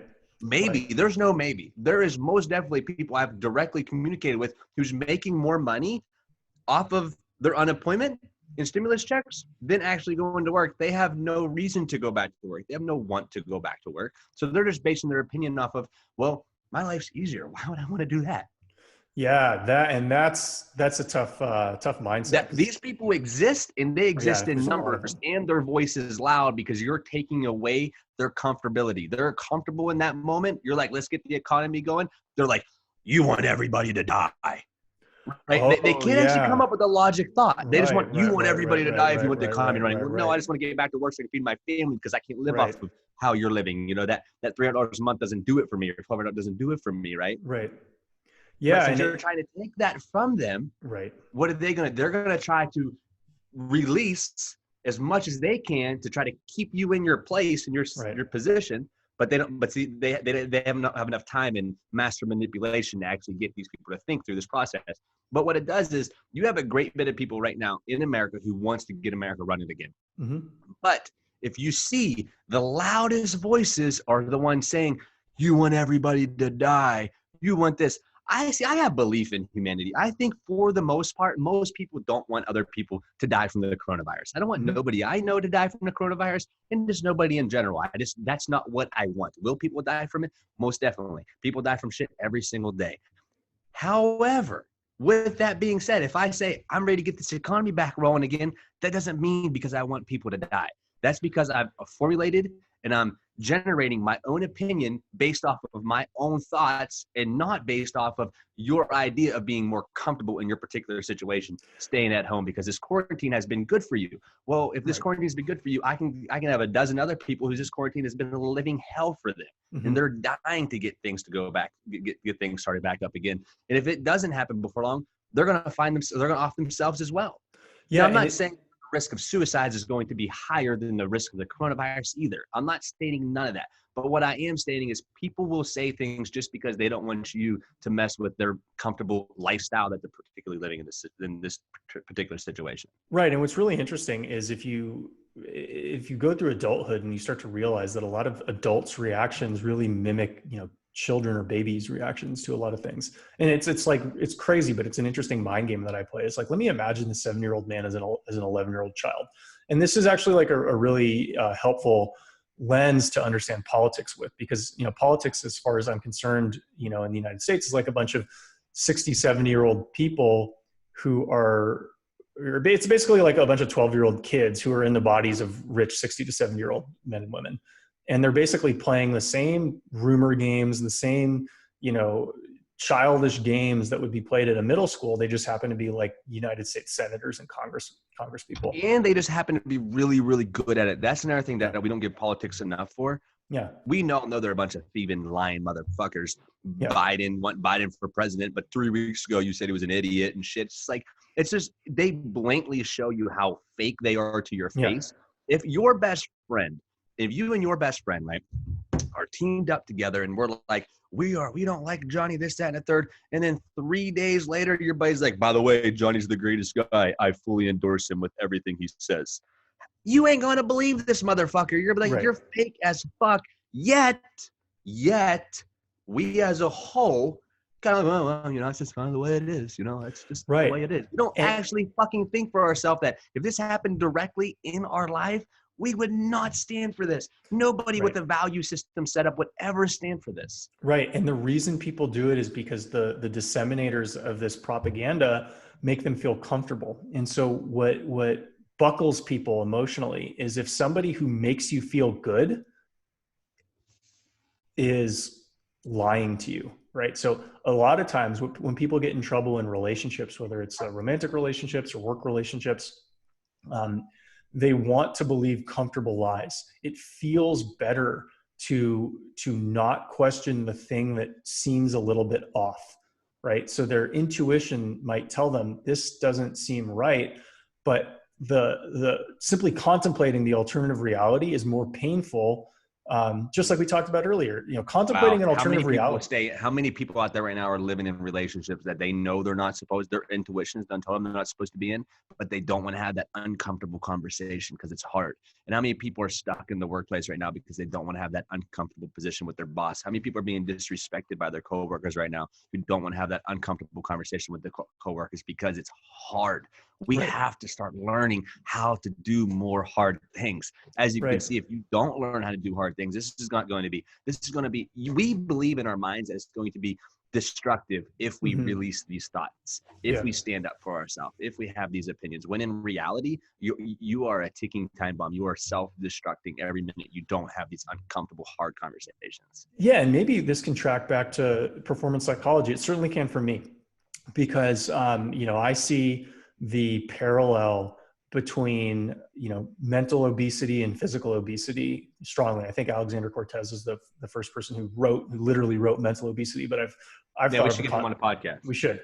But I've thought of the concept for years. It's like, you can totally see that the people who are good gym performers have minds that are constructed a certain way. And there's certain commonalities that they have with hard workers that and there's certain commonalities that people who can't think and people who can't lift share a lot in common in certain ways because they shy away from acute pain. And so the common link between lifting and growing your body physically and growing your mind mentally is you will go through acute pain in order to do it. And so your desire to improve must exceed the acute pain that you feel. Otherwise, you'll stop incurring this acute pain that's the necessary stimulus for your growth. And so people get that with training. It's like obvious to them. I need to lift this weight if I want to get stronger. It should be obvious. Some people will try shortcuts, blah, blah, blah. But like generally, if you want to get stronger, you need to lift heavier weights in some capacity. They'll try to be a show pony and just do stuff like you could do that too, right? And the same thing's true intellectually, right? You can actually learn things, but actually learning things is hard because it requires you to discard things that you've held to be true, but have subsequently found out are not true. And so for me, learning it's basically scaffolding. It's like I have a new idea. I can base my ideas off of this idea, but then it becomes invalidated by new information as I learn new information. I have to be comfortable discarding my scaffolding. If I cannot discard the scaffolding that got me to the point where I was, I cannot put the stimulus on my mind that is required for me to get to that next level. It's like if I only do a certain thing, I can get to a 450 deadlift. But if I want to get to a 500 deadlift, I have to stop doing the thing that got me to 450 to get to 500. And maybe I have to stop doing the thing that got me to 550 to get to 600 if I wanted to get that far. And so, the goal and idea though has to be strong enough to worth suffering for, right? And I think that's the problem. Everything that we do is we're going to suffer one way or the other. We can look back at history, which is just our personal histories, and realize that adversity and suffering is just a part of life. But what you just said though, the goal to deadlift 500 was worth suffering for you, at least for this particular time, right? But if the goal wasn't strong enough to suffer for, that's when we crumble. Well, and then the thing is, most people don't have very much experience with acute pain. And so the thing that I think I benefit from just from having trained for the last 15 years is I know, like, look, my workouts are hard.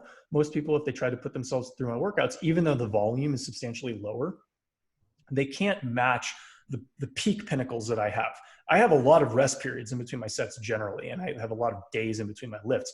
But when I'm going, the amount of pain I can endure for the particular set that I'm going through is very, very high, but it's very, very high because I have experience knowing what the pain curve feels like. I know I'm doing this set for 4 repetitions.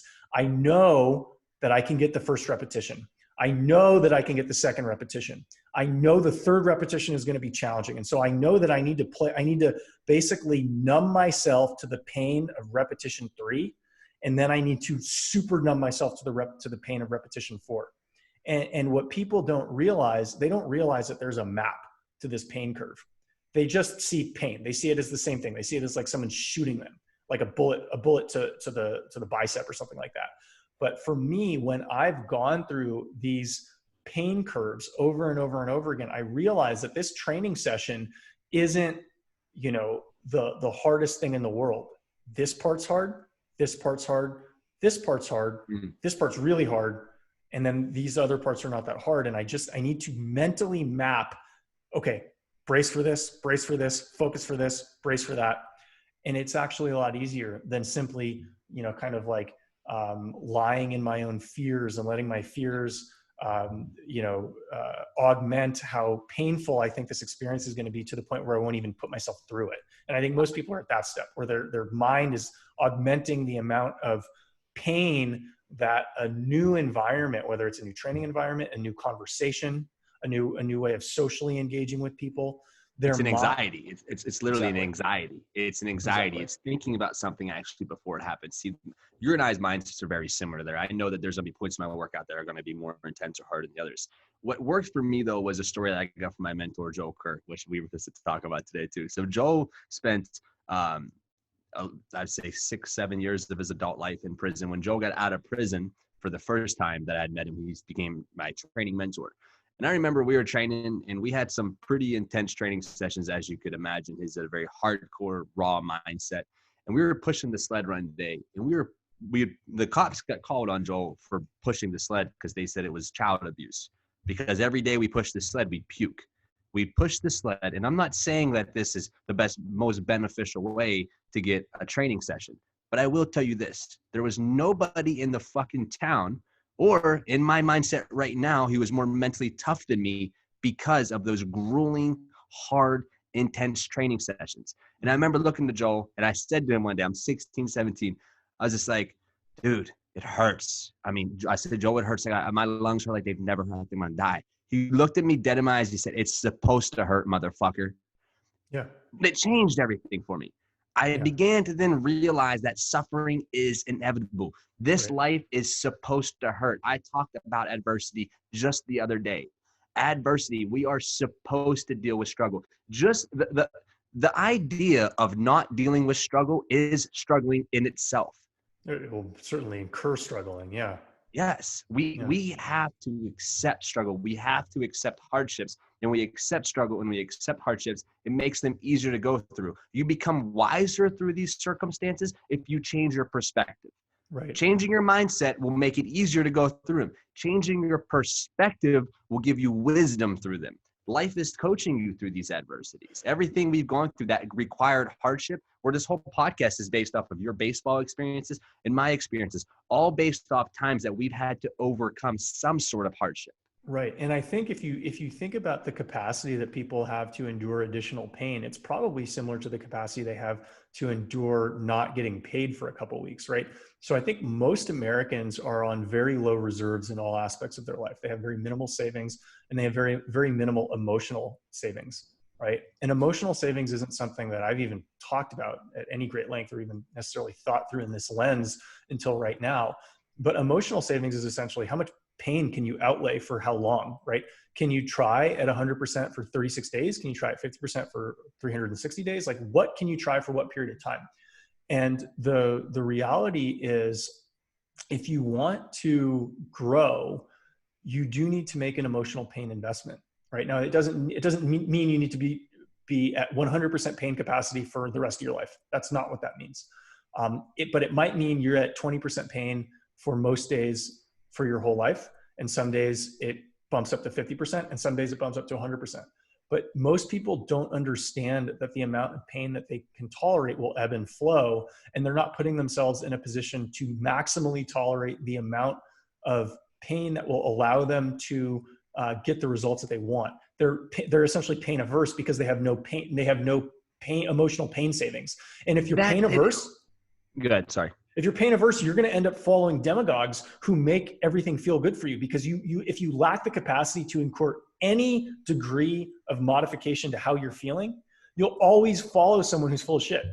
Because pain is a muscle, right? Yeah, right. You're right. But pain is a muscle, right? You have to work it. Yeah. You know, you're able to deal with more pain during your training sessions now than what you could 3 years ago. Yeah. The reason, because you've become accustomed, you've adjusted to the pain. And also there's times in your life when your pain tolerance comes high, where you go 8 weeks without a paycheck, you got to heat the house with the kitchen stove, whatever these situations and circumstances that in my life where I felt these peak pains, these emotional tidal waves and roller coasters, when I'm at the peak, it's kind of set the tone for me for the rest of my life to realize these peak performances of pain, and also recognizing that I can handle more pain. An easy way to understand, I can handle about any pain. The other day, I was praying and I was talking to a friend of mine. I was explaining to him that, you know, I got to make some hard decisions soon with my business and what I'm going to decide to do. Thankfully, I'm in a position with my business where we're not suffering. We can kind of get through this pandemic for about as long as it lasts. But eventually my values are going to kick in. I'm like, hey, something's got to change and I'm going to figure this out. When that time comes, I'm naturally going to deal with a lot of repercussions and everything else that comes along with it. But my ability to handle pain in times of adversity has continually increased over the years because I've dealt with adversity over the years. I've been in pain. I've been having adversity, hard circumstances, situations. I've adapted myself to be callous to pain. Right. While I am callous to pain. You got calluses. Calluses on your fingers, calluses on your mind. Yeah. That can get me through it. I can be tough. I can tough any fucking thing out. I can be homeless for a month. I can tough about anything out because I've done it. But it gives it a lot more meaning, and there's a lot more reason to go through pain when you have the perspective that you're gaining from it, that you're learning from it, that you're being taken through it for a particular purpose and reasoning that's going to play into your psychology and your development as you begin to progress yourself through life. I can talk to emotionally weak people and I just look at them like, you ain't been through much. Right. That's usually what it comes down to. People who are emotionally weak, they've either been through so much that they never had the perspective of seeing it as a value to their life. Right. Or it's because these people never learned how to deal with the adversity they've been facing. Right. Or they never felt any adversity. And it's similar to people who don't have good results in training. You don't have good results in training either because you have no proper stimulus or you tried to overstimulate yourself and it didn't work. And this is really interesting where you're talking about, heating your kitchen with with an oven, where, I'm sure if this isn't true, it's similar to something that is in your life. Can you talk through the mindset that you had where you're going through a situation like this, where you're wondering, when is it going to end? When is it going to end? Certainly you're playing mind games with yourself, especially if it's cold in that situation.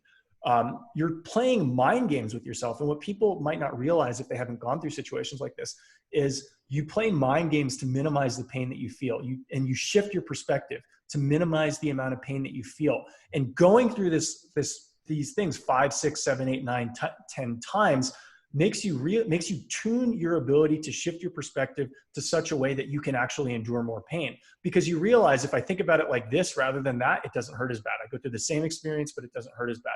And if I'm focused on this instead of that, I can get through it. And then you realize that it's transferable. And not only can it let you get through this tough life event, when you're 13, 14, 15 years old, but it's also applicable to a competition, because I can take that same mental framework that I used to tolerate pain here and apply it in this other aspect of my life, where I can voluntarily tolerate more pain so I can achieve something new.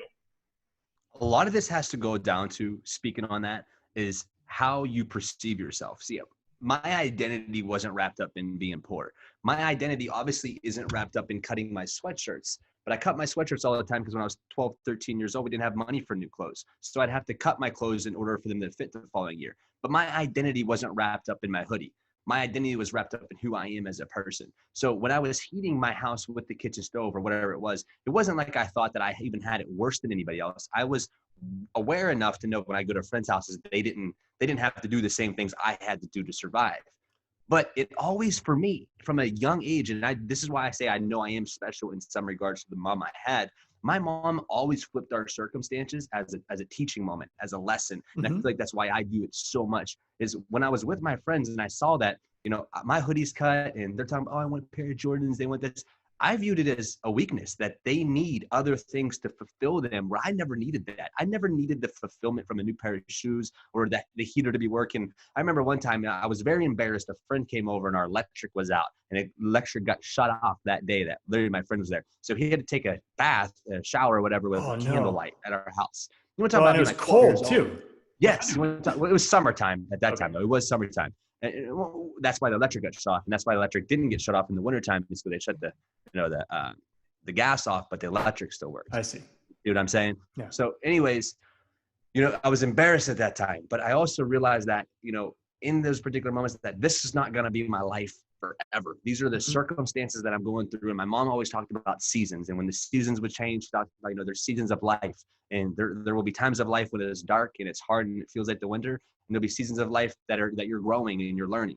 And, there'll be seasons of like the fall that's beautiful to see, and that you're content in those seasons. So I started kind of molding and viewing my life based around seasons. Like there are seasons that since I have become successful, if you will, or wealthy, like I've been quote unquote wealthy for a long time. I've been making 6 figures year after year for a really long time, really, until I got with Muscle Farm. 3 years in the coal mine, make $35+ an hour. You're fucking crushing it. Always worked overtime, always did really financially well. Took a big dip the first year I got here from Indianapolis. So I worked for a shitty company, and fired me a month before Christmas. And so I didn't make much money that year. And the year after, the gym was just starting. But since then, we've been I've been financially blessed, if you will, for year after year after year. But it doesn't mean I still haven't gone through hard seasons and hardships and adversity. A lot of my battles is not always financial. I've dealt with those a lot in the past, but they weren't nearly as hard as the battle that was going on between my ears. The battle that was going on between my ears, stuff that social media hardly ever sees, because I'm a positive face on social media. But I do try to talk a lot about adversity and hardship and circumstances and bad situations, because I've gone through them and know that I continually go through hardships and hard seasons. And I continue to plan to go through these hardships and these hard seasons for the duration, the remainder of my life, because I know that it's not just important, but it's absolutely necessary for me to go through hardships to develop my psychology, to understanding things and gaining perspective and true viewpoints of the world. See, I'm seeing a lot of people right now that the coronavirus is hitting them a lot harder than other people's. And I'm praying for everybody, because my adversity might not seem much to you and vice versa, right? There's a lot of people I see on social media right now who are just completely up in arms and just losing their shit based off of their current circumstances and situation with the coronavirus right now, because it's the highest point of pain and discomfort that they have ever felt. And I feel for them there because I don't feel that same pain and discomfort for the fact being that I feel like I've been taken care of and this is not my battle. You know, there's certain things that I do in life and it's my battle. It's my cross to bear. It's my stress that it's mine to bear. The coronavirus is not mine to bear. All I can do is control my environment, my perspectives, and my reactions. So when I control my environment, I control that through my perspectives and I control that through my reactions. So if I have practical, positive perspectives, I can have practical and positive reactions. See, how we continually react in times of pressure and circumstances is how our character is being defined. The best thing you can be in times of struggle is a calming presence. Yeah. And so, you know, maybe let's map this to a real world situation where, you know, earlier in the year, you took your team to New York's Strongest Man. You won personally. Your team did very well. But you also tweeted, you know, leading up to the event that, you know, negative thoughts start to come into your mind. You know, can your body endure what it used to be able to after injuring your shoulder and injuring your back? You know, people are telling you, I'm sure they're hammering you for your training style. They're telling you you're going to get hurt and you're telling them, no, I'm strong bodies don't break. But, you know, you're saying that in part to believe, to convince yourself that, I'm sure, right? Because a lot of times when people argue, they're reinforcing thoughts that they want to believe themselves. You're 100%. You know, I'm the first person to say this shit can break me in half. It's broke me in half too many times to act like it's not. I never attempt to lift thinking it's going to break me. Never once have I crawled under 720 like this is the day I slip a disc. Right. Never once. Right. That's never the thought when you get under the bar. Is it thoughts before you get under the bar? Absolutely. So how do you flip it? How do you, like, for the listening audience, how long are you for the 72 hours? No, that's great. That's great. So here's what it is for me. It all changed with me for a long time ago when I learned to start capitalizing on fear and anxiety and what that meant for me. Do I have anxiety? I don't really think. I don't care about much stuff really, or people's opinions very much of me. So I feel like my anxiety as far as what other people claim that they have is way down. Right? But I do have anxious thoughts, right? But when I find myself in these moments of before a competition or whatever it is, it's usually about 3 days before or 4 days, maybe a week before, maybe it starts to kick in. Doubt. Is my training session, did I do good enough, you know, this training cycle? I can think specific days. Last Thursday, I fucking skipped down on 2 sets of tricep work, fucking done planks. I ate that Reese cup. You know, I can check off all the negative reasons why I'm not going to be able to perform the way I'm going to be able to perform. A lot of people see this, and at one time in my life, it began to feel as if that's the thoughts I started listening to. And then there came this switch. And I don't know if it was around the same time I started boxing, or maybe because I started boxing right after all my parents' adversity and drug addiction. So it might have been around that time of that pinnacle of stress or whatever that looked like. I began to utilize that fear, you know, that fear of like, this is the weight that's going to break me. I fucking allow myself to feel all of it. I allow myself to get fucking afraid, petrified of the next attempt, of the weight. So before I'm going in my lift, I'm pacing. You see me, I'm very calm and relaxed. About 2 minutes before I start or a minute before I start, I begin to pace a little bit. It's not fast and angry. It's just a pace because I'm anxious and I'm afraid of what's about to happen to me. The minute I grab a hold of that bar, every fucking thing changes. I am unbeatable. There's fucking nobody in my sphere, in my universe that can stop me from accomplishing what I'm about to accomplish. The fear of that bar breaking me is fucking lit a fire under my ass so much that it will not break me. It cannot break me. There's this mental switch that happens to me of what may happen. It flips to all that fear and anxiety goes into what will happen. And it's a minute before. And is like that something when I get closer to the confidence, I'm feeling confident. Like I know I got my shit together. I fucking know I worked hard and stuff, but I still allow those negative thoughts to take up real estate in my mind so I can then utilize them. That fear. You ever realize when you get super afraid? I mean, there's been too many cases of people lifting 2,000-pound boulders off of people, but they break every bone in their body, right? All they've done is tapped into a new piece of adrenaline that is already existing within their body. Because it happens, and it's happened too many times to say it hasn't happened. We all have it, but we have to learn how to tap into that point of adrenaline, whether it's that cognitive function, what that seems like. The reason I'm so strong, if you want to call me that, in that perspective, I don't like to say I'm strong because that limits me from actually being strong, in my opinion, right? But if you want to call me strong, I got willpower. My homies never thought I was like, dude, Homo's cock strong. I know, dude's tough. You got mental toughness. Right. Because that kid would eat the fucking junior bacon cheeseburger and fast and be in the coal mine 12 hours and come out and fucking pull 550 for reps. That's just always I was never a victim to my circumstances. Right. And I feel like that has a lot to do too with my success and how I handle fear, because I've never been a victim to my thought process. Right. And so that's one of a couple ways people can do it, is if you have an emotion that you're feeling, you either need to harness it or figure out a way to get it out of your system. Right. And so my experience is a little bit different than Zach's, because I've done both strength and speed competitions, but then I've also played baseball. And so for the commonality between the two is I needed to make myself think that I was the greatest competitor ever, on both. Right. Where even though it's obviously not true, like obviously I was not the best baseball player in the SEC. Obviously I was not best professional baseball player. Obviously I'm not the strongest person in the gym when I'm lifting an Iron Valley barbell. It's obviously not true. But if I have that objective reality in my mind, in the moment, in the midst of competition, I will not compete as well. But there's a duality to it, because a lot of the people who might have that belief in themselves in the moment of competition might not have the wherewithal to prepare properly leading up to it. And so I think what you end up seeing with elite competitors is they're able to properly harness their self-doubt, right? And so they have this optimal mix of understanding and targeting their weaknesses through the training phase and focusing on targeting their objectively identified weaknesses through the training phase. But then when they get to the competition phase, their mindset switches from being focused on the weakness development to focus on weakness ignorance. Like, I'm ignorant to anything that makes me non-perfect right now because I'm competing. Yeah.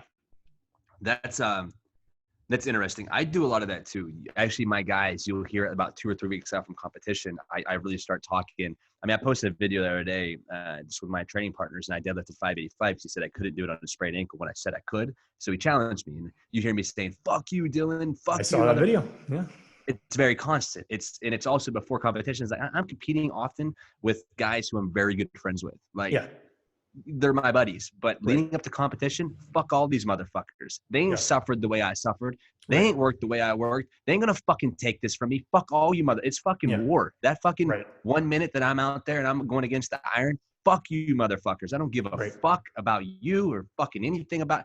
That's the mindset. And then I get done, I'm like, dude, and you can see it in my video, I'm like, I love you guys. It's like I'm back to my regular personality. But in that moment, I'm fucking unstoppable. I am the quote unquote alpha. I'm the fucking greatest. Nobody can touch me. I'm impeccable. Right. You have to think that way because no one else is going to fucking think about it for you. But you know what? That mindset is attracting.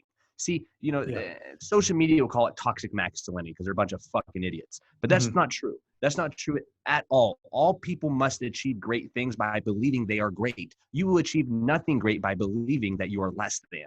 You must believe you are great to achieve great things. Even the greatest in the world, all of them, they have once had fear, but they also believe that they are capable of achieving it. Even if they come as humble and they humiliate themselves, it doesn't matter.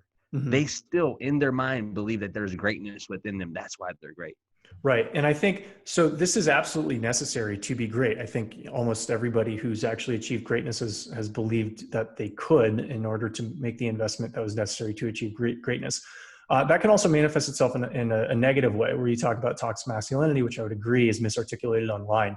That being said, there very clearly are examples of people who would respond poorly to a situation like that. And, take, for example, the people who might believe that they're the best, but then they lose, right? Because that happens too. Only one person can win an event, right? Everybody else is going to lose an event.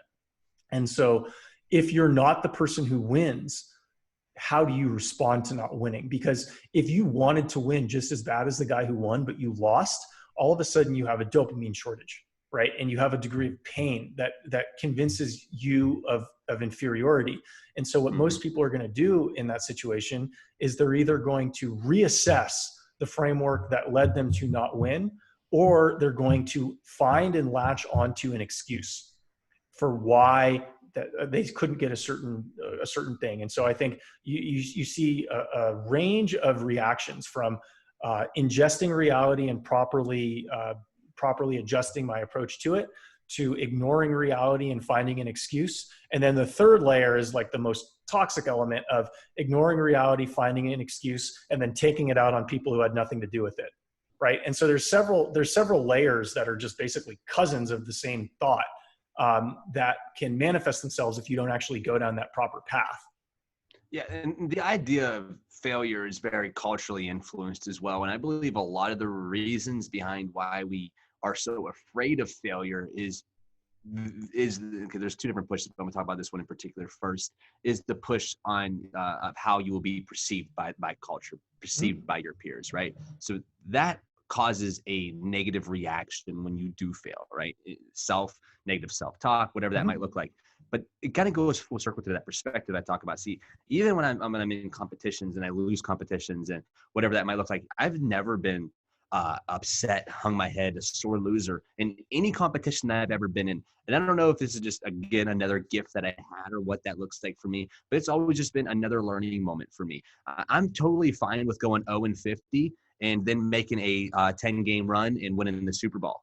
That's totally fine with me. Whatever it takes, because I know that I had, like my circumstances and situations, I had to go 0-50 before I went 10-0 and won the Super Bowl. So that was just my particular circumstances, situations that I had to need to go through. When I start viewing failure always as losses, like if I start viewing failure as I am a failure, that's when failure becomes toxic. Right. And I think if I'm gonna draw that into a destination mindset versus a journey mindset, because the most successful people are on a journey. They're not, they have destination type goals, but they realize that the process that they go through from when they wake up in the morning to when they go to bed at night is really what's going to carry them to constantly live in approximately the destination that they want to be in, or at least move in that direction. And so for people who are for people who are journey focused, they can lose and still keep the perspective that this is part of a longer story. But for people who are destination focused, number one, they expect success to happen faster, because their understanding of the world is less granular, it's less specified. And so they actually map people into successful failure, winner, loser. They don't realize that the things that you do every day contribute to whether you're a winner or a loser. They think that these are fixed categories. And when they're fixed categories, then you latch on to defending the rigidity of these fixed categories. I didn't lose because this happened to me. I'm the best because of that. It's like, well, okay, that's fine that you can articulate that, but what is that point of view doing, and what sort of ongoing work is that mindset leading you to do? Oh, nothing? Okay, so that's why you're not advancing in life, is because you're looking at it from a fixed standpoint, constantly trying to defend your worth rather than constantly trying to build your worth. Man, we keep going back to this, and I feel like this is a word that we'll probably end up using all of our episodes. Perspective. That again goes down to perspective. I think I talk about perspective so much is because we are the bell curve, because we are literally one change of thought away from changing everything. And it's like it's a domino effect. Right. Whenever you change one thought to seeing, well, I did this happened because of this, and you push blame, you immediately shut your mind off from thinking or producing any thoughts that could have added value into your next competition or into your next job interview, whatever it might have looked like. Right. If you change your perspective and you begin to see your losses and your failures as opportunities in your journey to learn more and to get you towards that in-depth destination, that's when you're going to find yourself progressing more and also finding a lot more fulfillment in your journey to your destination. Another thing to think about is there's a lot of people on here, that young entrepreneurs and with that particular mindset, whatever it might look like, corporate ladder, it doesn't matter what field you're in, where you find yourself working for freedom. You find yourself living your life because I want to be able to have freedom one day. I want financial freedom. And that's kind of like the new thing that everybody talks about right now, is having freedom. But what's funny is that the same people who talk about having freedom, they'll post their schedules and stuff, and they're dictated by their schedule. If you want freedom, you have to start making that a metric of your success. See, freedom's a big deal to me. I would love to make $1 million a year, and I probably will in my lifetime make $1 million a year. But right now, what's more important to me than making $1 million a year or making that extra 5K a month or 7K or 50, whatever it might look like, is the fact that having freedom of my schedule is one of my highest metrics of success. I may have been a millionaire right now if I would have not had that as a metric of my success. So a lot of you are saying that you want freedom, but you're not actually living out the lifestyle that's going to provide you freedom. Now, the double-edged sword, you must have discipline. You must have a schedule in order to produce yourself freedom, in order to even become financially free. I 100% believe in that as well. But if you're living and working for a set schedule day after day after day, in 10 years, you're going to have X freedom, you're not going to have X freedom in 10 years. You will always stay within that same cycle year after year after year. Yeah. And it's interesting. You talk about your perspective, right? Because everybody says perspective, right? Not everybody says positioning. And so because of my background in, just understanding psychology, understanding my own psychology, the psychology of the people I played with, and psychology of the people that I work with, I'm able to map the similarities between training and between growing yourself mentally. And one thing that really impressed me about Zach, which I've said previously and I'll continue to, is his understanding of positioning through lifting is like the best of anybody I've ever heard speak. And so he understands that, okay, so you're attempting to do this movement this way because you're moving your hips in this manner, because you're moving your foot in this capacity, that's going to cause your weight to be shifted here, which is going to cause you to try to generate power here, which is going to put you in a position to be injured there. And it's also going to limit your growth. So why don't you try to position yourself this way? People see Zach doing physical positioning and it's very obvious to them, wow, my deadlift, I'm repping the thing that I maxed at when I met Zach an hour ago, right? That's amazing. I made essentially the progress that I would make in 9 months, I made in 90 minutes, right? By adjusting my positioning. The same thing's true with mental positioning, is you can understand and break down the complexities of an issue in a million different ways. Most of those ways are suboptimal. Just like there's a million ways you can pick something up off the ground, almost every way is suboptimal. If you really, really want to optimize your efficiency in picking something up off the ground, you need to understand your weaknesses. You need to understand your propensity to overcompensate for those weaknesses. And you need to understand your proper positioning to get yourself in to take advantage of your strongest points. The same thing's true with your mentality, right? You understand, if you understand yourself well, just like if you understand yourself as a lifter well, you understand what your weaknesses are. You understand the trigger points that activate the weaknesses. You understand how to properly engage your strengths. You understand how to develop your weaknesses while still harnessing your strengths. You understand how there are many different ways you can approach this issue. There's only one optimal way, or there's only a few different ways that can be justifiably optimal. And you need to follow those. And if you don't follow those, then you're going to put yourself in a position to become mentally injured, which is going to do the same thing as a physical injury does for your growth. It's going to put you on the sidelines for several months and probably set you back. Right. And so if you want to get better in life, if you want to get better in lifting, you need to improve your physical positioning. If you want to get better at embracing struggle, if you want to get better at tolerating the acute pain that's necessary for growth, you need to work on adjusting your mental positioning. Let's talk. I love that, Alex. Let's talk. You said something there that really sparked a lot of thoughts for me. You said, you talked about positioning, and then you also discussed a little bit about working and developing your weaknesses, but also aiding to your strengths. You hear this a lot in the entrepreneurial world. Fuck your weaknesses, go on your strengths. Okay, that's cool. And I'm actually kind of for that. You don't see me trying to teach history, or I'm good at history. You don't see me trying to teach English or math, right? Really anything at school, because it's not that great at anything, right? I'm kind of conspiracy thought too. So half of my history is probably not even right. Moon landing. but anyways, kind of continue on that for a second, right? I do position myself very effectively in life with my mindset. Mm-hmm. But now that I'm positioned in life with where I believe my strong suits are, I still have weaknesses within my strong suit. Mm-hmm. And those are the weaknesses that I try to develop out. See, I'm not actually trying to get all that much better at math. I've actually learned how to be pretty successful with the amount of math that I've had. I still get a couple hundred retweets off some bullshit that I said they're wrong, and I didn't spell 4 words or use 2 words out of context, still managed to get me quite a few likes and drove a lot of profits into my PayPal account. Mm-hmm. So I don't spend a lot of time either on developing my English, mm-hmm. but I do spend a lot of time on developing my mindset, learning new perspectives, observing people, things that I find can be weaknesses of me, self-reflection, finding my blind spots. Something that's really big for me is going to counseling. I want to be, the whole thing, how to win friends and influence people. Great book, Andrew Carnegie, I believe, wrote. That's great. And Dale Carnegie. He's not the guy who owned U.S. Steel. He's a different Carnegie. Right. Dale Carnegie. Yeah. So anyways. You don't need to know who wrote it to get the lessons from it, though.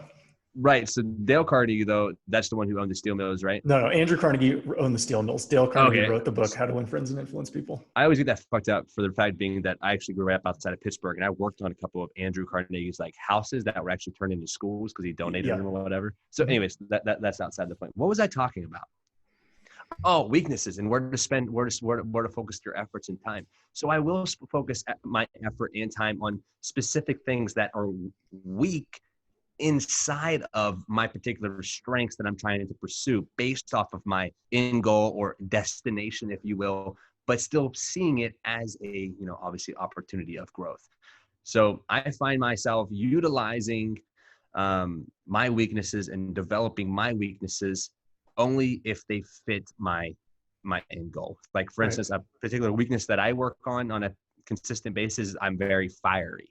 You can just hear me in my voice when I'm talking on the podcast. When I get super excited about something, I say it loud, I say it firm, and that's just kind of my personality. It's not my meaning. Pro wrestler style communication. And I'm very animated, bro. I love to use my hands, and I like to get people involved. Like I'm supposed to be on a stage, and that's something that I do know. Like I'm supposed to entertain people within some manner. I'm supposed to teach. I'm supposed to lead.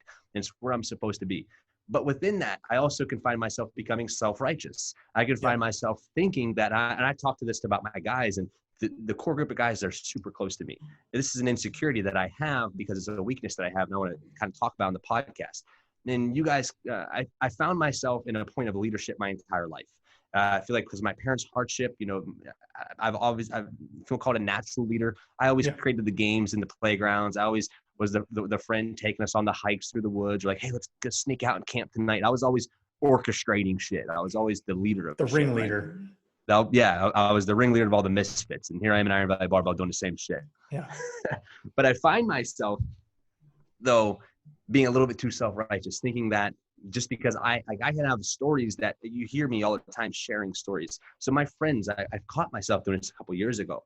And I caught it with actually my buddy Dylan. He was telling a story, and then he got done with the storytelling, and I told a very similar story of friends that I had, a situation I had with my friends, and it was very similar to what he was talking about. And then I feel like the whole shift, though, the whole focus and the energy went towards what I had to say, as if my thought process was superior, or my story was more superior to his. And I'm like, I acknowledged it for the first time that day. And I'm like, I do that a lot. And I don't do it intentionally to try to put people down or to like one up people. Cause I think one uppers are like, I knocked a guy out. I want to be like, I knocked 3 guys out. Like, I'm not necessarily, it's not that way, but it is, I do have to understand that just because of my personality and how I portray myself and how animated I am and the words that I use and the experiences that I have, people listen to me. And the fact that people listen to me, I can take advantage of that in a negative way by over talking and overstepping my boundaries in communications, whether it's my friends here on the podcast or wherever it is. So it's something that I've tried to just say, hey, that's a weakness actually. And that can actually be very turn-offish. That can wreck and ruin the closest relationships to me, not directly, but subdirectly, because it's not something that I wanted to focus on for myself. Well, and I think a good leader, from the cut you off, I think a good leader, I played baseball at Vanderbilt, and the coach, Tim Corbin, has been there since 2003. So he's been there for like 18 years now. And he really turned the program around from one that never made the SEC tournament to one that consistently makes the SEC tournament, sometimes wins the SEC, is technically defending national champions because there's not going to be an NCAA championship this year. So through next year, they will be the defending 2019 national champions. But what people don't realize who aren't sports fans necessarily is that this person is not just a coach, he's a very good leader. And so one concept that I picked up when I was like 20, 21 years old playing for the guy was saving his voice. As a leader, he understood that the ability that he had to be listened to by other people within his organization was finite.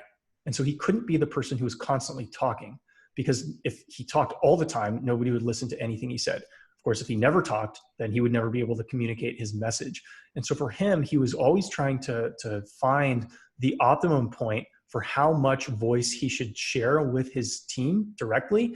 And then if he had a really important point to share, he would try to do it through a vessel, through somebody else on the team, a different leader, a different, you could call it a middle manager, but it would just be like a senior on the team or a junior on the team, an upperclassman who could pass that message down to the team on his behalf, so the team wouldn't become bored or sick of listening to him when he really had something to say. And so I think when people are learning about leadership and learning about leadership development, they're typically going to hear that they need to harness these skills of alpha. And then on the flip side, they're going to hear the exact opposite, where they're going to need to encourage communication, encourage contribution from everybody in the organization. And the reality that the reason why you have such a differentiated perspective is both are necessary. In order to be an effective leader, you both need to maximize the contribution of other people within your organization, which requires that you let them talk, and sometimes talk alone. But then sometimes it requires, if you have something that really needs to be shared because your perspective is in fact superior in certain ways to others, you need to share it. And you need to make sure that very interesting about how your coach does it. That's actually very similar to how I run Iron Valley Barbell. And the guys crack up about it actually all the time.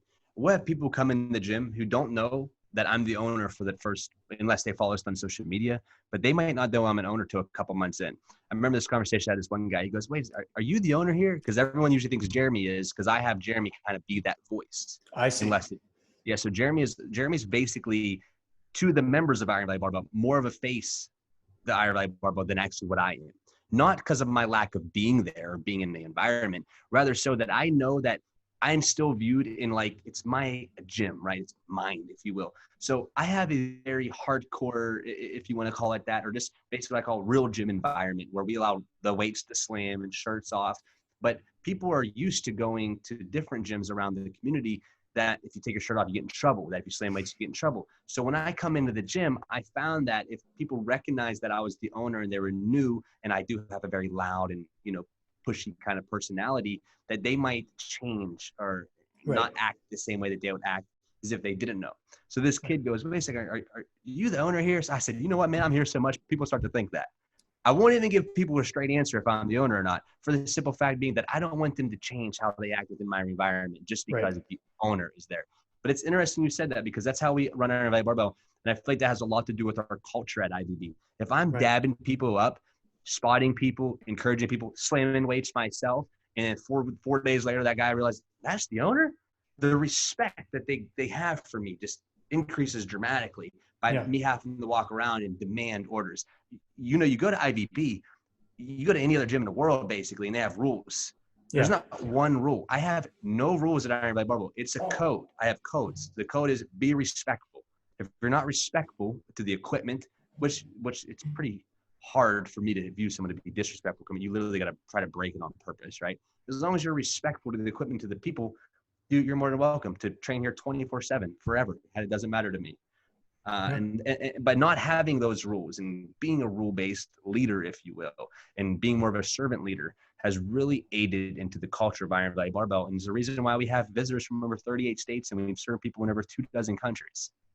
Yeah. Well, that might be a good topic for our next segment, is building culture. Cool. My brain is close to getting fried and I have a full work day ahead. So, maybe we cut there and, let's do it, man. I got a couple more podcasts to do myself. So this brain got to stay fired. Keep it firing. Keep dropping fire all day, Zach. Been a pleasure, obviously. Thanks for joining us on Outlast the Iron episode 2. And we will see you on social media as well as next week. Later. Awesome. Later.